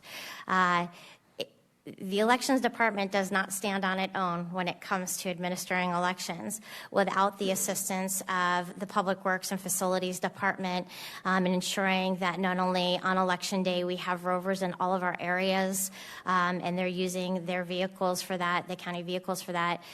They also bring back all of our equipment election night, and that is at a cost as well. So right now, I think that's a conservative number of about $52,000 in addition for the troubleshooters. Total cost up front, we're looking at about $500,000 per election going forward at this time. We do know that the number is changing because of things that are currently evolving in our country. The per election cost would be about a little over $250,000. I think that's it. So, what would this look like for the Board of Supervisors? We would potentially, if you take away from this that this is something we need to continue to review, research, and provide commentary on, we'd like to propose a timeline that includes public comment. We would suggest each of the district supervisors have town halls to be accomplished in their respective districts to acquire public feedback for these proposed changes. Maybe even give us some idea on names. If they have a voting location that we're not aware of, give us information on that so we can go out there and touch base with the people who administer and manage those locations. If we could have that information back no later than June 30th, Question, comments, and concerns can be emailed to recorder@pinal.gov. At that point, then we can take that information and farm it out to the different members of the staff who are either looking at the need for equipment, if it's about troubleshooter costs, about maybe finding a different location, or about where maybe we need to get in touch with GIS or community development about lines that we were proposing. Then we're going to partner with the Board of Supervisors to inform community stakeholders such as cities and towns, schools, churches, and community event centers to begin talking about cost of the polling locations, and to allow these groups also to provide additional public comments. We would follow up with a presentation during the MOU address to be added to the Board of Supervisors meeting for July 3rd, the only meeting in July. This would allow for us to catch any additional information or feedback and present in August. And then in the event that this were to move forward for a vote, we would present that to the September 17th Board of Supervisors meeting. Remembering because this must be approved by October 1st if we are going to re-precinct. Some of the things to consider, not only when we're looking at re-precincting, our team will look at, if we don't re-precinct, what the effect could be in some of our heavily or densely populated areas for wait times, and to ensure that we're able to continue to manage for our ADA requirements at these voting locations in the event of large voter turnout. I also, when our team goes out and we're annually checking our voting locations for ADA compliance to see if a voting location no longer is large enough for our needs, we're checking. We're looking across the street. We're looking, a couple of blocks away to see if anything is there. And we're trying to identify first government properties. And the reason for that is the taxpayers have already, put money forth to pay for some of those. And during past legislation, those government facilities must be used for voting locations. Then the next thing would be to present information in regards to the schools and churches that are available in those spaces. Because again, there's tax breaks that are provided to those facilities. That's what I have for the presentation, gentlemen. I can stand for questions. Okay, real quick, just for me, 5,000 is the ceiling? Is what you want, plus or minus? Is that the number? Chairman Miller, Vice Chair McClure, members of the board, it really depends on the location. And it also depends on the amount of people who are signed up for active early voting. I can tell you in a voting location, Precinct 22, maybe there's 2,000 voters, registered voters there. But of those 2,000, maybe 1,000 or 1,200 of them are signed up for active early voting. So then I have to be concerned about 800 people showing up on Election Day to vote. Well, we're using the fairgrounds. They've got some pretty big buildings with great ADA requirements. So that wouldn't be a problem. If I had 6,000 people there and maybe 2,000 to 3,000 were going to turn out, we would make sure that we had enough equipment and enough poll workers to manage that voting location. So it depends on us being able to acquire the poll workers and a large enough facility that meets ADA requirements. So to tell you that there's a honey spot for numbers and registered voters, it's a little bit more complicated than that. Well, you get to my next question. So, because what percentage of our voters are early ballot recipients? Between 75% and 80% right now, sir. Okay. So you take that off of any of these. I don't know if there's a location that would really be over 5,000. You're taking those kind of numbers, subtracted off of that. Next question. How many voters did we have that waited more than 30 minutes to vote this last election? Chairman Miller, Vice Chair McClure, members of the board, we did not exceed our wait time at any voting location in Pinal County. Even better. Okay. So I'm just trying to get a feel for the urgency of this. And not that, I understand that we need to expand precincts, but how many and where, I think is kind of what my brain's trying to work on. Anybody? Any questions? No, Dana? Sorry, Mr. Chair, sorry, thank you. No, I just appreciate the proactivity on it, because that's, if we're looking at growth and we know it's going to come, assuming we get the water, another conversation, Yeah, then, let's not go there. then, you know, I had Today. to. Then I think it's a good idea to look at these things. Chairman Miller, Vice Chair McClure, if I may, we're required to re-precinct during redistricting, which happens at the end of each census. So this will happen again mandatorily. However, with the growth of Pinal County, I believe that it is in the best interest of the Elections Department and the Board of Supervisors to have as much data possible going forward if this is something that is in your appetite.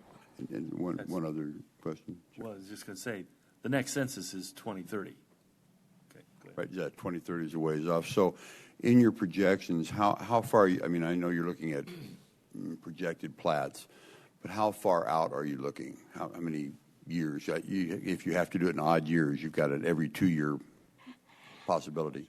Chairman Miller, Vice Chair McClure, members of the board, absolutely. When we were meeting with the GIS department and community development, they have access to really awesome tools.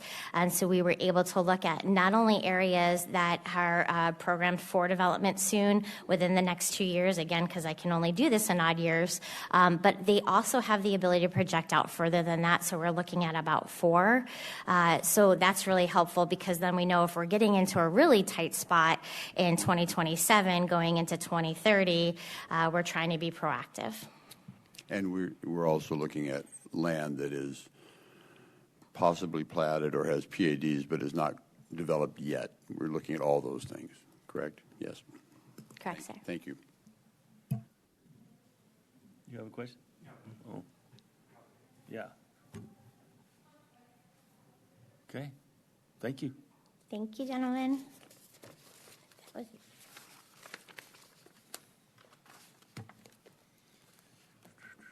Brings us to item number 3. Mr. Giorgini.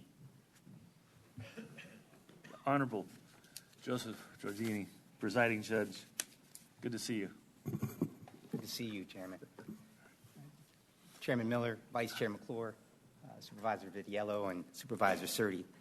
Good morning, and thank you for allowing us to be here today. My name is Judge Rudy Giorgini. I'm the presiding judge of the Pinal County Superior Court. I quickly wanted to introduce some other members of our court family who are here today who may assist in answering some of your questions. I have Court Administrator Todd Zweig. We have presiding juvenile court judge Karen Palmer, and we have our Director of Juvenile Court Services, Jeannie Branner. Again, good morning. Morning. By way of background, the Supreme Court appointed me as the presiding judge in June of 2021. I immediately met with Todd to talk about a strategic agenda. You would imagine as you're elected as a supervisor, you're asking for some assistance, you want to hit the ground running. Our strategic agenda was essentially 3 main things we wanted to deal with. We wanted to first provide the supervisors with a combined and consolidated budget. We've done that. We've eliminated some of the waste, some of the shotgunning of coming to you asking for money. We've eliminated disappointing the stakeholders in our world. We do the disappointing so you don't have to. So we eliminate those issues before they get to you. The second thing that we needed to look at was how COVID affected the way we operate and provide services to members of the public, and to continue to expand on those services throughout the county. And we've done that with your help. Thanking you again for your assistance in combining our skills and resources for that endeavor. And the third is the reason why we're here. The juvenile justice complex is, I want to thank Ms. Lewis for offering an awful lot of the population data that we believe bolsters our mission here today as well. I know you've received the information that was provided to you, and you're considering that. But there are some very valid reasons why we're here standing before you asking for this. The way we handle cases in 2025 and beyond, it's not how judges handle cases in 1995 and 1985 and prior. And I suspect that you all understand that the issues that you deal with today are quite different and more complex, with all due respect to your predecessors 20, 30, 40, 50 years ago. 25 years ago, people who were deciding and assisting with elections were dealing with hanging chads. We're not dealing with that anymore, right? Now we're dealing with Wi-Fi and allegations regarding elections in other ways. But in light of that, the reason why we're here is twofold. We certainly want to, first and foremost, expand the longevity of our current facilities. Right? We've outgrown it. It's after hearing from Ms. Lewis, you can imagine that's not far-fetched. We're serving more people now in more complex ways than we did in the past. We also look back, and as we were investigating whether this proposal, this idea was meritorious, we look no further than the master plan from 2005 and 2006 when our current existing facility was built. Your predecessors planned on this. This was part of the strategic agenda back in 2006 for this building, this complex, to come to fruition. And ultimately, they had the foresight to believe that our population and the demands that the public would put on our judicial system and our stakeholders, that it ultimately it's led us to be here. We have tried to find ways to continue to manage the resources that we have based on the growth that we're continue to see. One of the things that we've done is we moved our IT department. You can imagine the investment in IT that is taking place statewide, nationwide. We took the opportunity to move our IT department, and instead of relying on the old-fashioned library, the concept of books and people, lawyers and members of the public coming in, looking at our old books, the hard copies, it's all digital. We turned our library into a help center and our IT department. We've expanded conciliation services. Conciliation services is the workload on conciliation services now to serve families. Again, members of the board, Chairman, Vice Chair McClure, we respond to the demands of the state legislature. They require us to do more. We are seeing jury trials almost being afforded in cases where we didn't have jury trials. For instance, the law has been changed. There's a rule in probate that allows a jury trial and a guardianship and conservatorship. Our facility is not equipped for that. Right now, there are movements from our legislature to afford jury trials with termination of parental right cases, both private and state-enforced actions under the dependency cases. We have legislation right now that would require court-appointed counsel in family law cases and a right to a jury trial in a family court matter. Juries would be potentially deciding dissolution of marriages. We're not equipped for that. This is real. This is a movement that the legislature is taking. And as you know, we do what they say and oftentimes what you require of us. We are expecting continued growth, continued expectations of the court to have members of the public make a lot of these decisions. That's why we're here. We will continue, as we look at our existing numbers and what goes into a case, the services provided that we are expected require us to expand. We're asked to triage cases. We're asked to provide services to those in need. And the reason why we believe we can centralize this, the option would be obviously to regionalize. Well, those of us know, people up north in Maricopa County, they'd like to think they always get it right and they know things better than we do, but that's not the case. We know what we're doing in Pinal County. We've shown reliable government work. We've shown that we're prudent with our stakeholders' purses, and that's what we're trying to do here. our plan is to move approximately 30% of our court to this facility. That would include judges, staff, juvenile court services. That would include some conciliation services. We would be hearing all kids' cases, cases involving children. That would include juvenile delinquencies, juvenile dependencies, guardianships and conservatorships involving children, and family court cases involving children. That's the plan. Because what we have learned over the years is that when a child comes into our system, it's not just a child. This is a family that's been disrupted, and we are treating families. We will consider public safety measures. We'll consider counseling, education programs, mediation, social work services, putting public accountability and public safety as a priority. In light of that, that is why fragmenting our services doesn't make sense.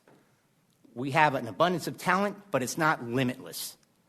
We believe that by centralizing those services in Pinal County at this facility would allow us to serve people the best, and again, continuing to allow us to utilize the current facility for another 20 to 30 years. I don't mean to belabor the point. In the past, there had been some thoughts of regionalizing and actually having satellite courts.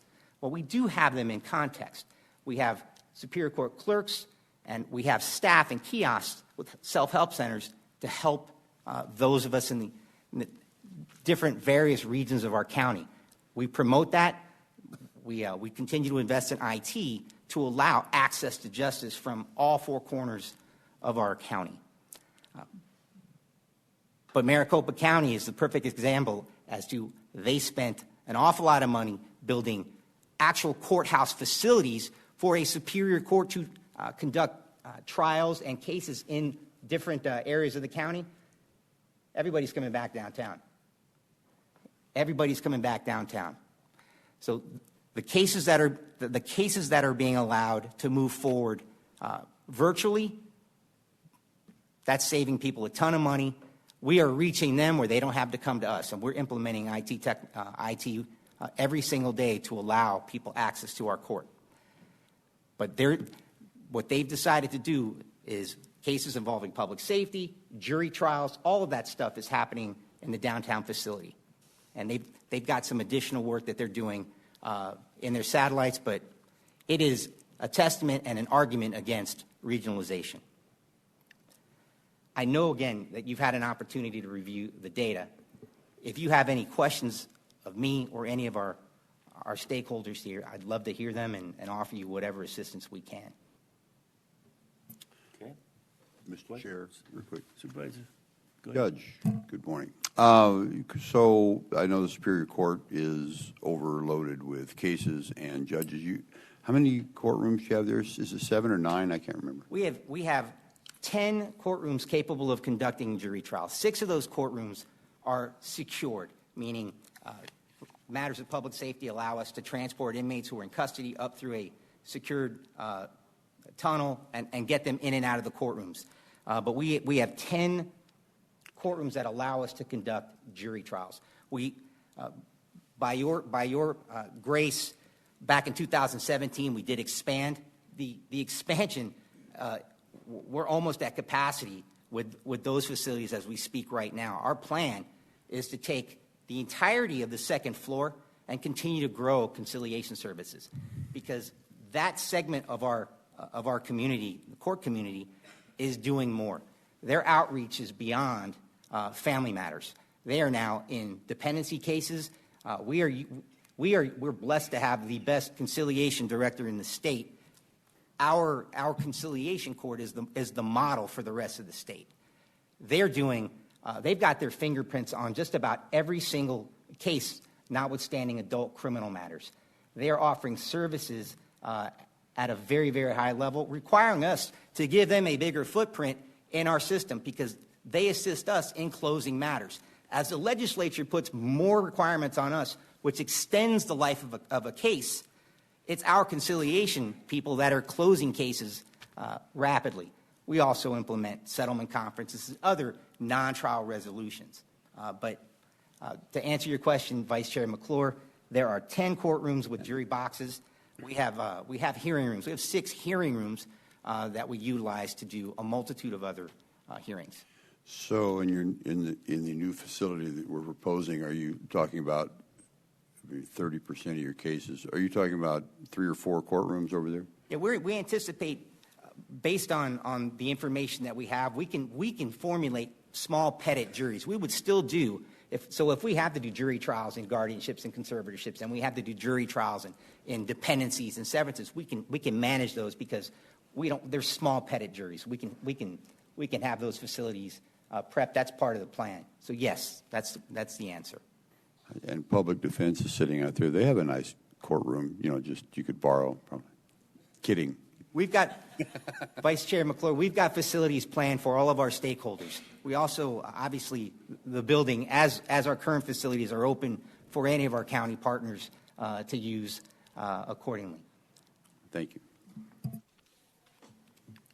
Any questions? Are you going to hang around for the next, for item 4 as well? I'd be happy, Because I Supervisor believe Surrey. there's some talk of court buildings being built in my district and District 1 because we're such a big county, so that could affect how we're going to talk about this. Yeah, Chairman, can I just comment on that? Yeah. Real quick, and Supervisor Surrey, apologize, I didn't have a chance to talk to you about that earlier. We were in the past, and some of the prior plans you're talking about have some land set aside for some potential regionalization of services.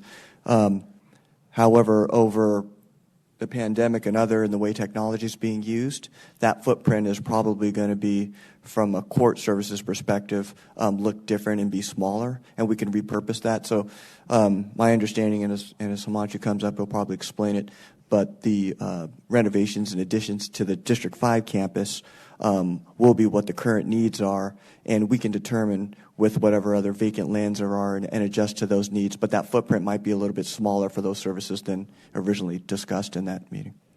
Okay, I know it's in the early stages, so could go bigger or smaller as needed.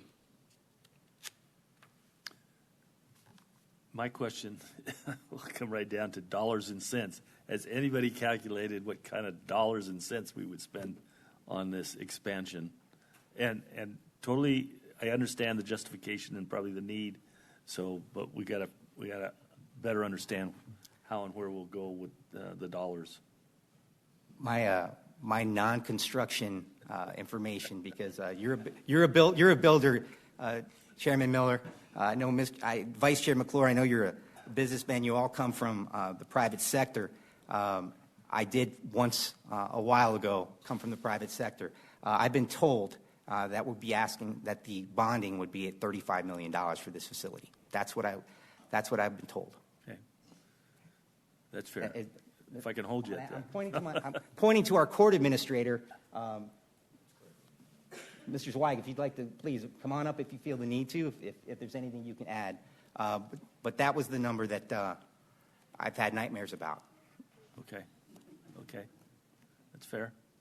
Good morning, Mr. Chair, members of the board. I'm not sure I have much more to add to that, but the last number I heard was $35 million. Okay.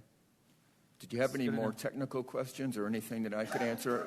Vice, you asked about courtrooms. I did. And I believe in the plan we received from DLR, we went back and forth, there were 5 courtrooms planned. The difference is we're looking at them differently, and we're looking at making at least one of the courtroom into smaller areas to have virtual courtrooms. Since so much of the work is virtual, you don't need huge courtrooms most of the times, and you can use something smaller. So we're looking at all those things, but the plans haven't been finalized until you make your decision. Thank you, Mr. Zweig. Appreciate that. I am a little curious about the comment that the satellite operations in Maricopa County were put out there, and now everybody wants to come back downtown. What? Consolidating services and consolidating the actual benches. So because IT, virtual technology, has allowed certain areas of the law to be done without the need of jury boxes and hard brick and mortar facilities. For instance, Chairman Miller, the civil world is almost entirely done virtually. The attorneys argue cases in front of a judge who's sitting on a bench, sitting back end of a screen, and witnesses are appearing. You don't need jury boxes for that. But that caseload is extremely manageable, and that Southeast facility that once was for trials and for juvenile, the cost of transporting, the cost of doing everything it takes to run hard courts, not satellite offices, but hard courts with judges and staff, and they just found it to be it's just a situation of diminishing returns. So when you need people will come to one place because we can reach people through technology. We don't need people coming to us most of the time because we reach out to them. And the satellite courts that my understanding, Supervisor Vitiello and Supervisor Surdy, I've heard a little bit about the plans. My understanding was that these are Superior Court. They receive filings. They would have our plan would be to have conciliation people there, because the reason why we are intensifying our services is because the majority of people in Pinal County appear without counsel. There is a shortage of attorneys in the state of Arizona. They're almost crisis-like right now. Our Chief Justice, we are 49th in the United States, upon my recollection of the numbers, the data. We're 49th per capita with the number of attorneys. And in rural counties, it's even worse. So the implementation of technology and self-help to make and provide services to those in need requires us to put people and services where they are, not make them come to us. Okay. May I add one thing? Yeah, absolutely, Todd. Mr. Chair, members of the board, I think we have to make the distinction between the services we provide and the court. So what we're saying is when someone comes to the court, that should probably be centralized because of virtual technology and those kind of things. But when we provide services through adult probation, juvenile court services, those kind of things, it's important to have those out in the communities that they serve. So when people have to see their probation officer, juvenile court services officer, things like that, they don't need to come to Florence. They go to one of our regional offices, which are there because you've built regional facilities. But for the court proper, and because many of the people we see are detained, it doesn't make much sense to have different holding facilities in different places. And like the judge said, with virtual technology, you really don't need to have that. And I sat here imagining this, and I started in 1986 and have been to the board many times, and I imagined the different conversations we've had, and this one would be different if it wasn't for COVID. I think it's kind of pushed us ahead in our development, probably 10 or 15 years. That's the good part of what happened. Are there any other questions for me? I'd agree with you on the COVID thing. I think about how many more meetings I probably have in a week just because there's the technology for it now.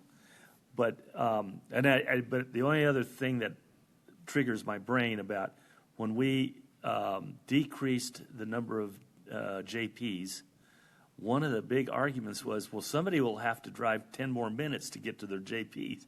You know, I think of the distance, the travel time was a big concern. Would it still be a big concern if they have to drive to Florence now? I don't know. I mean, I thought it was a mute thing, personally. If you have to go to court, you have to go to court. You're going to figure out how to get there. Chairman, there is a presumption that virtual technology is the first priority. So that's the rule that we follow. Okay. And typically, people need to appear personally for their trials.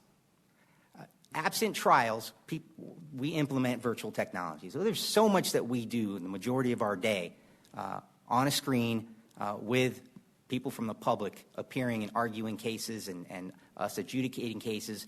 But trials, that's when they show up. But then we also accommodate those who cannot come.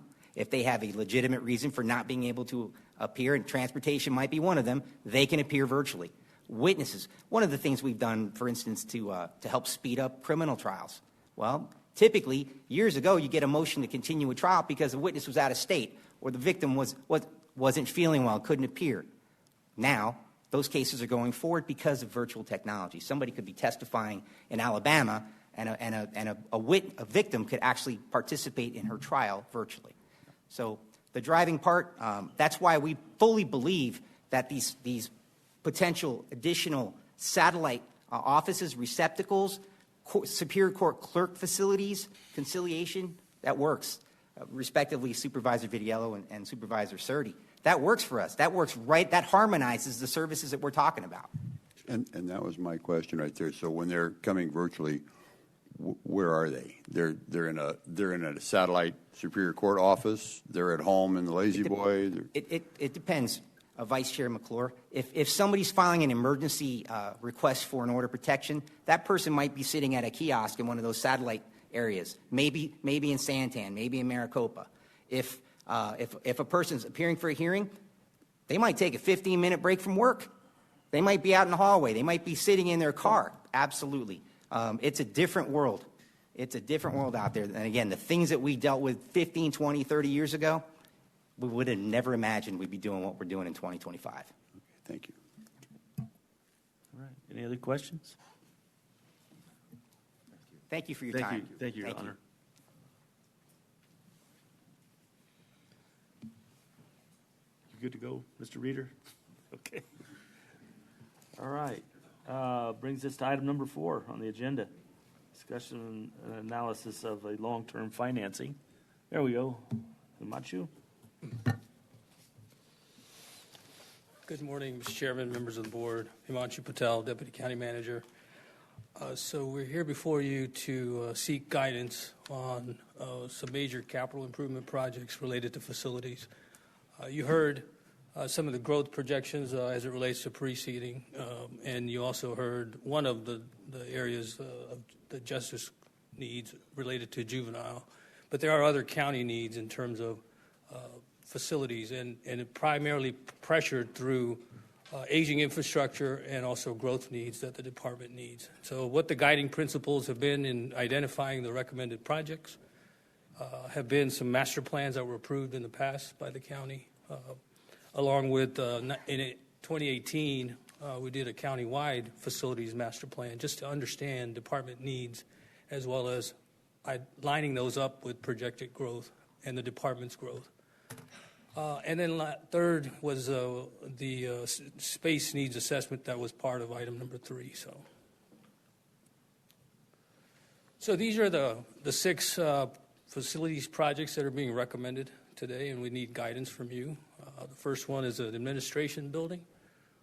This is being as a result of aging infrastructure, and we'll get into specifics of each one of these. Second one is a facilities management office and warehouse, fleet services and radio shop, PCSO reentry program building. You've heard had several work sessions on that. Just item number 3, the juvenile court complex, and then lastly, in Apache Junction at our complex there, some space needs for offices as well as community space.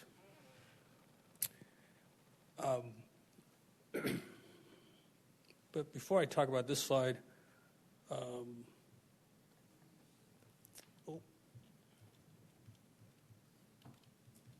That was a nice, quick presentation. Thank you so much for coming. That's plenty.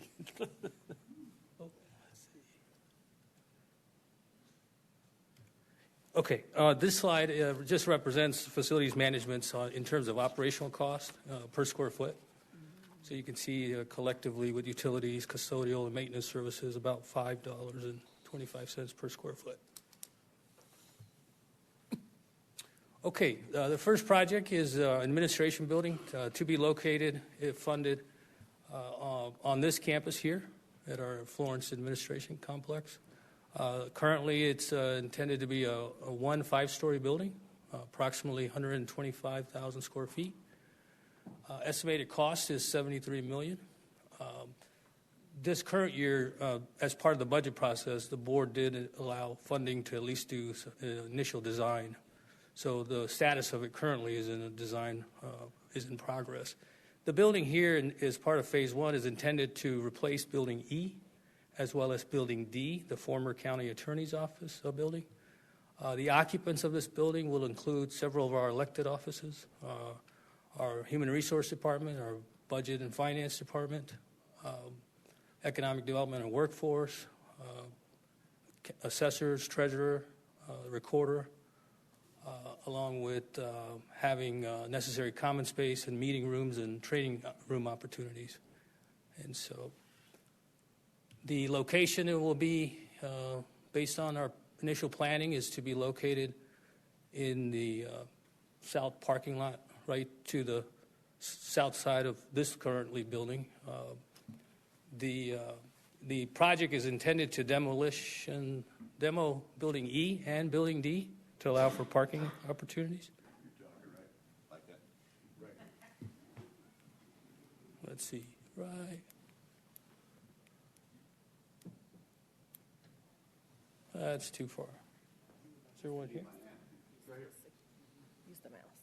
Oh, okay. Here, use the mouse. Yeah, so the road to the south is Butte, and this is Pinal, and then we have Florence. So it'll be fronting Butte between Building A and what is Building D right here. And in this location, Building E would be demoed.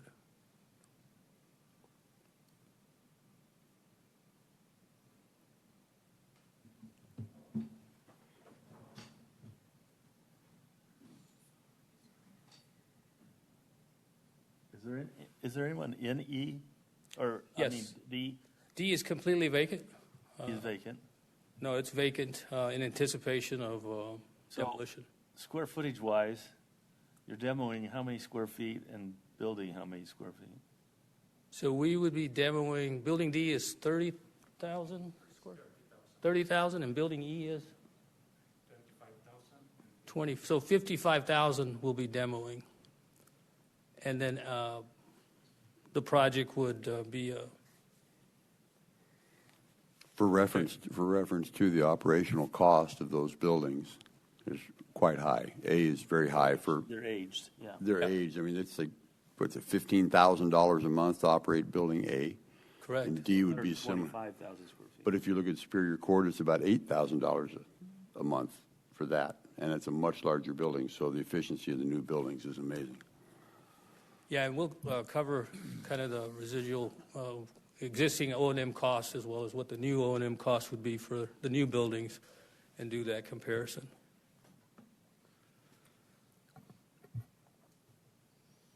Second project is the Facilities Management Office and Warehouse. This project is intended to be sited on North Bowling Road, where our Justice Complex is.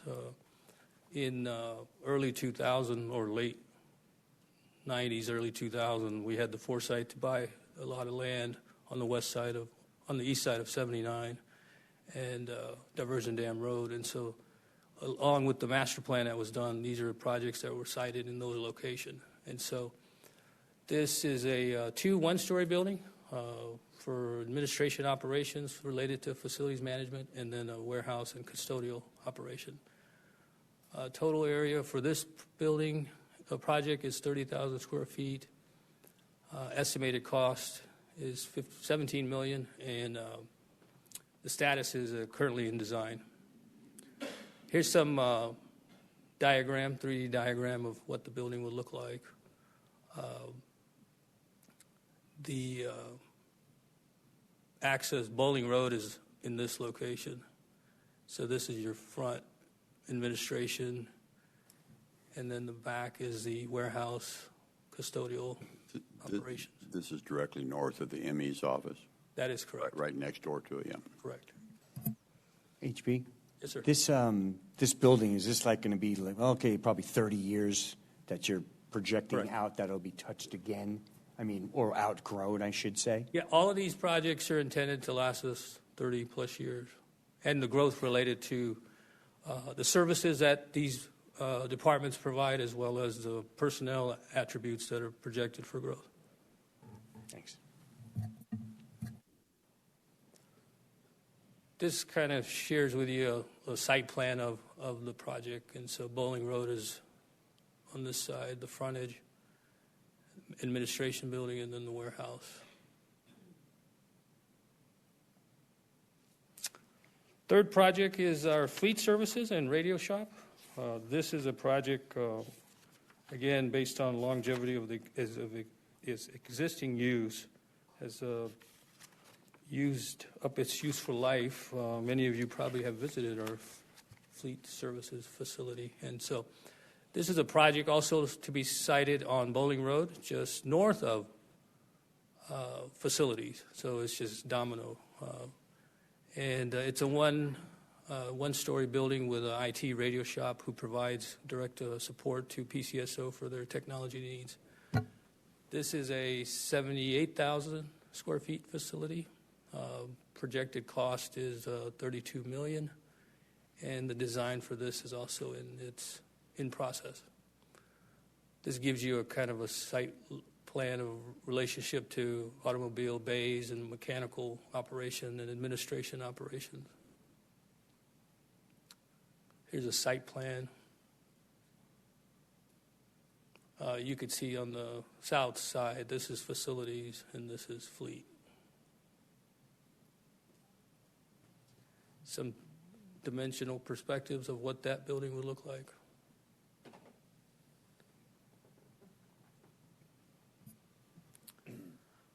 Okay, next project is our PCSO reentry. You've heard a lot about this project. This is intended to be sited at our Justice Complex adjacent to and connected to the adult detention facility. It's a 2-story building addition, 28,000 square feet, $16.5 million in projected cost, and the design of that is in process. Here's some elevations of what the current renderings are looking like. And this is our adult detention facility, so you can see it's an additional add-on to the existing structure.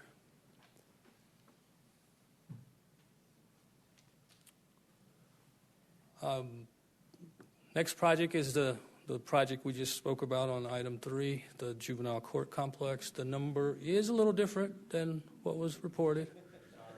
It's okay. Does that keep you more awake, Judge?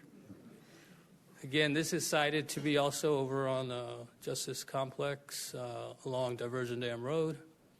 1 3-story building, 70,000 square feet, $43 million, and currently this project has completed the need assessment that we spoke about. Here's some renderings of what the project building would look like, and I'll show you a site plan of where that would be. So here's Highway 79. Can they see my mouse moving? Yes. Mm-hmm. Okay. Highway 79, Jason Lopez Circle, Diversion Dam Road, and adult detention right here. So the site for this project is intended to be adjacent to the current juvenile detention facility. So it provides that continuity between services and detention. Here's the juvenile detention facility, and then this is a new juvenile court complex.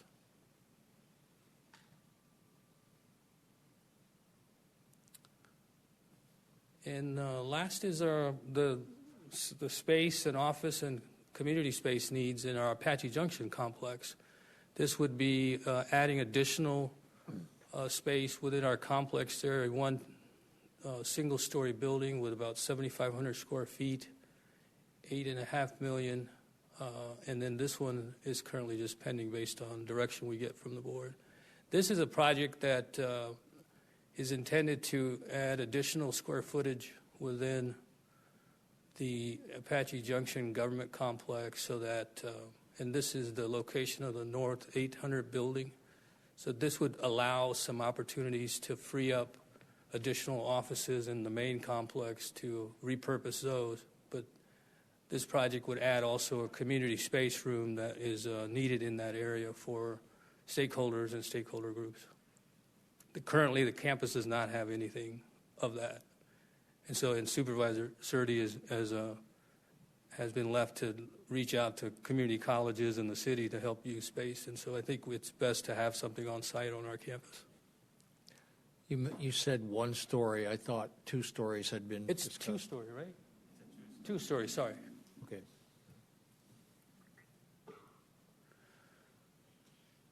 So make sure you clean your glasses there.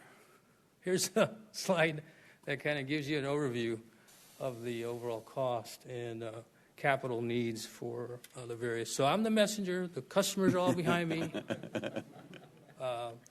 And so it gives you about $190 million of capital facility needs. And this is intended to enhance our operations in every aspects of the departments that are being impacted, along with providing for the need for the next 30-plus years. Here's the O&M costs associated with new buildings as well as additional expansions of existing buildings. So you could see, as Vice Mayor McClure was pointing out, some of the cost implications related to operation and maintenance. So if these were all funded, we would be adding additional $900,000 in operational maintenance.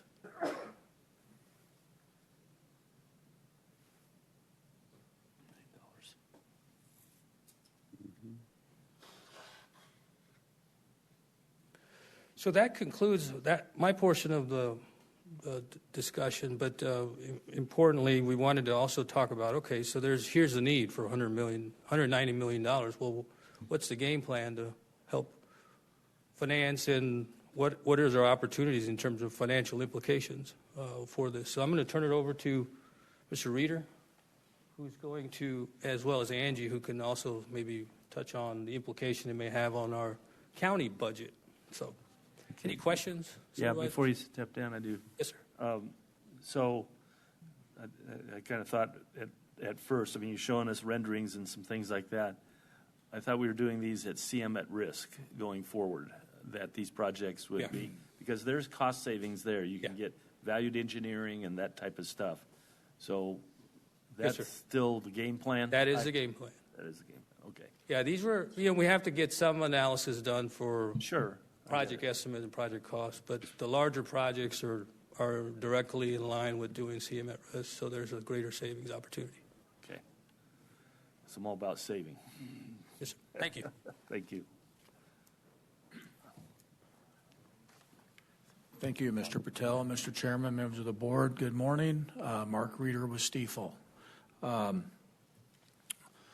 We were with you a few weeks ago, as you recall, on the refinancing for savings and the ASRS refinancing opportunity. And the next step in terms of the process was to meet with the board on some potential new money needs. And obviously, we have a growing county, and with a growing county comes significant capital needs. And we've all seen our projects double the last couple of years, I think is kind of where they've been. They're a little bit eye-dropping now, as you know.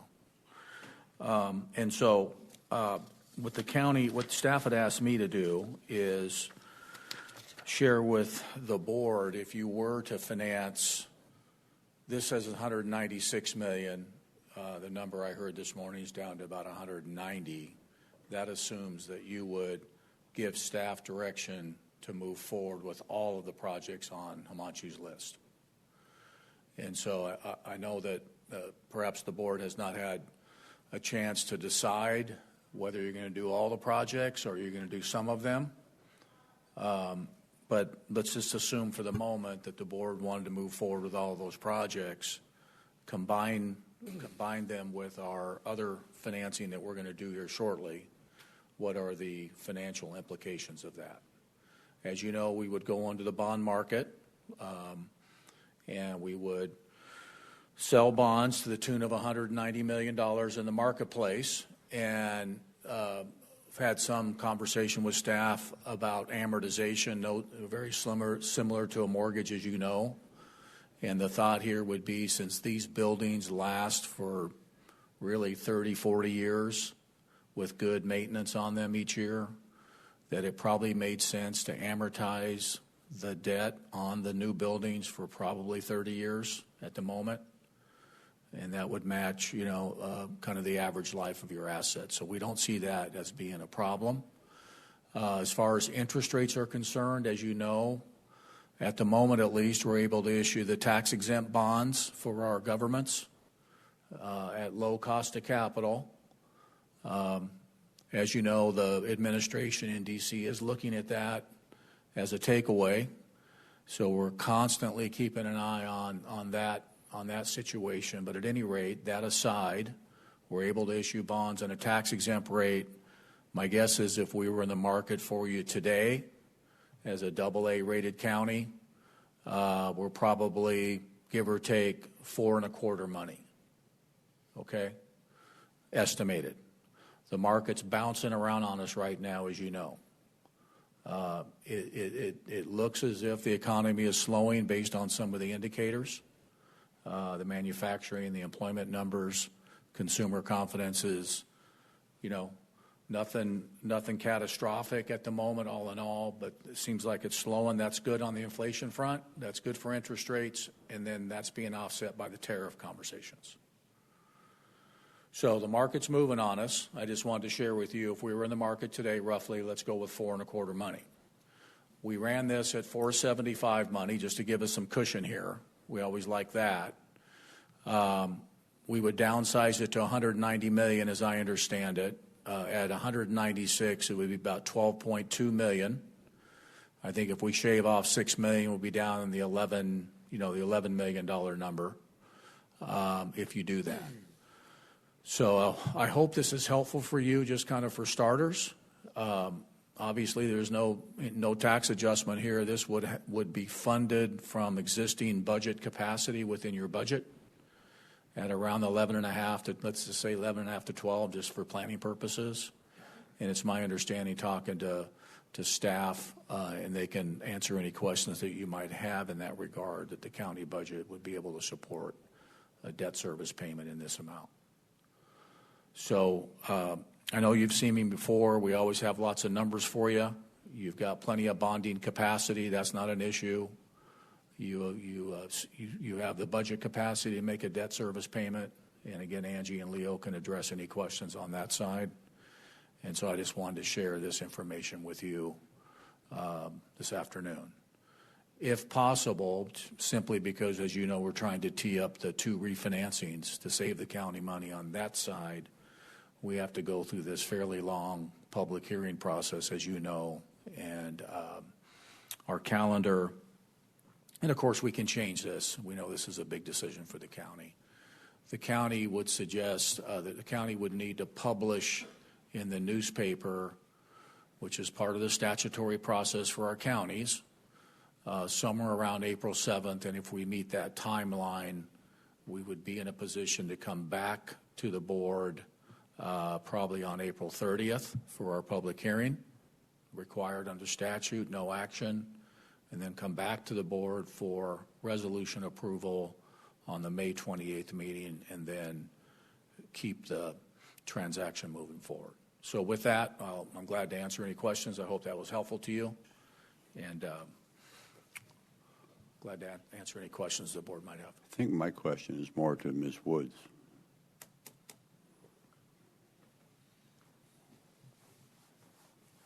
Thank you, Mr. Teagle.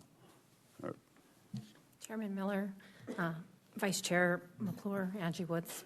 So what is our present bond service? And then and maybe back to Mark again, then what would what's our present bond service? And if we refinance what we have presently, what would the savings be?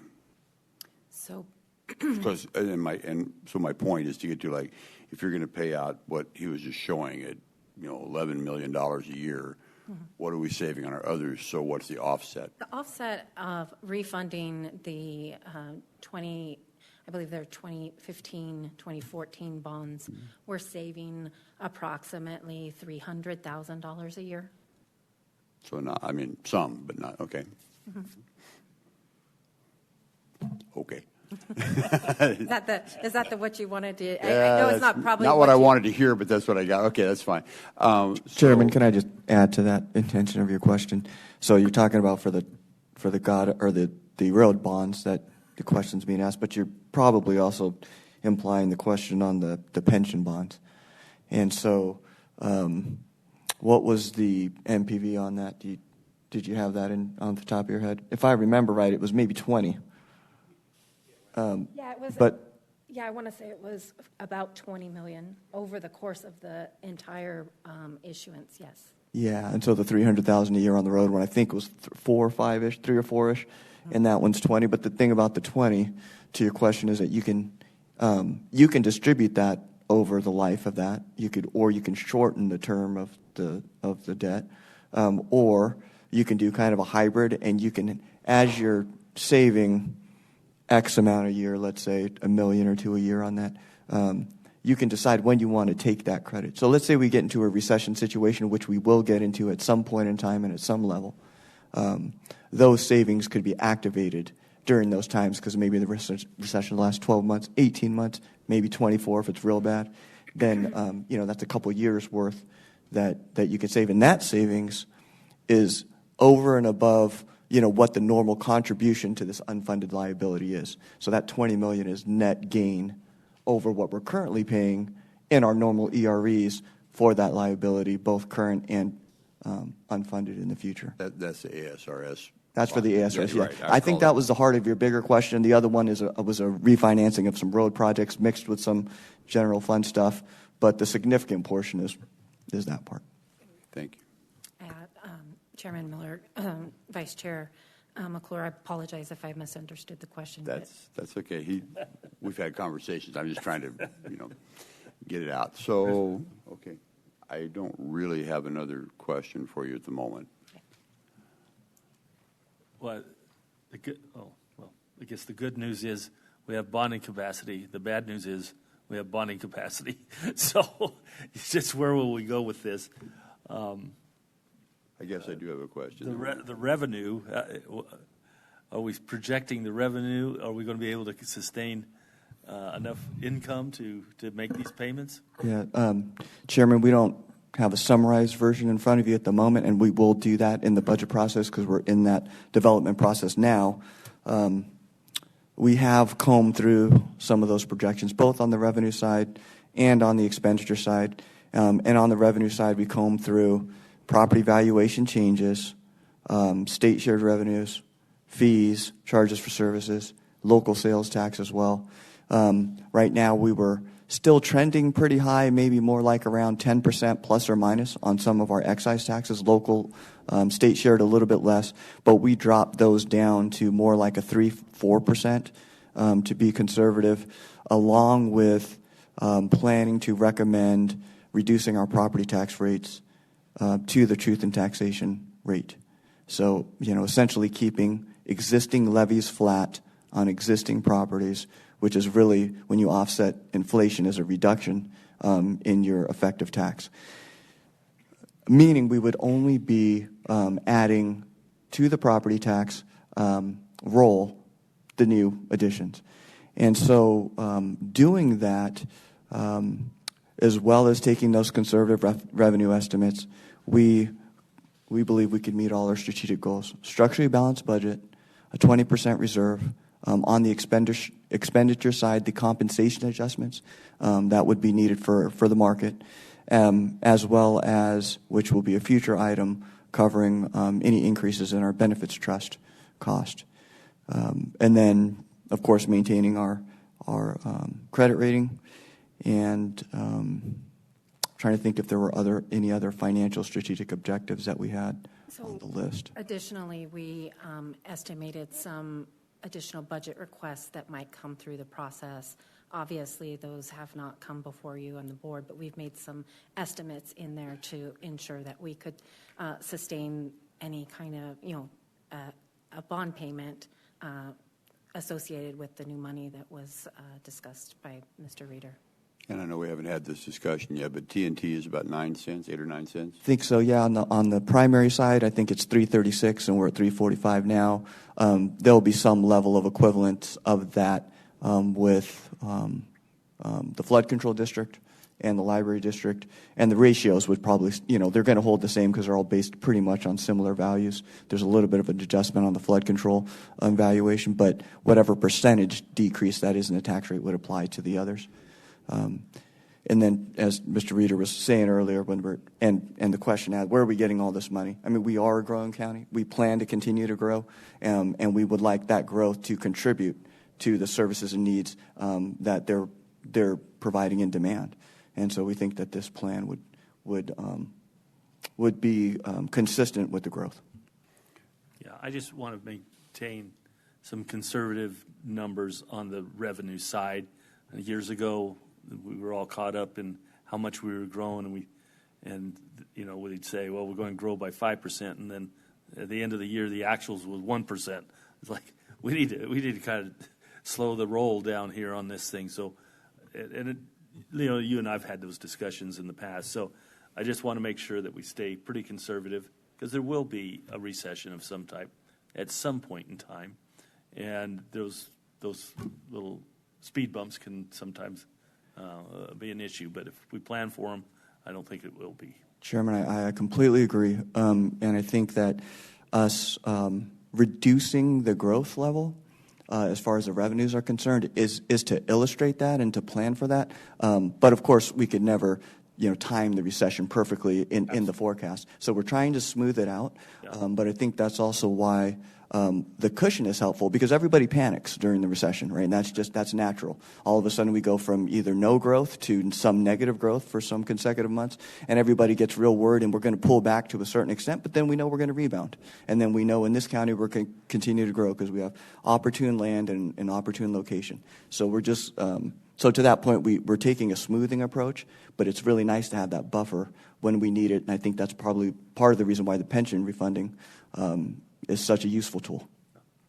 Well, we've done a good job of that in the last 8 years, so really appreciate it. So that's all I have as far as questions at this time. I have no other questions. Everybody good? All right. Well, thank you, everybody. Thank you for your time, and more to come. Thank you. Have a good day, everybody.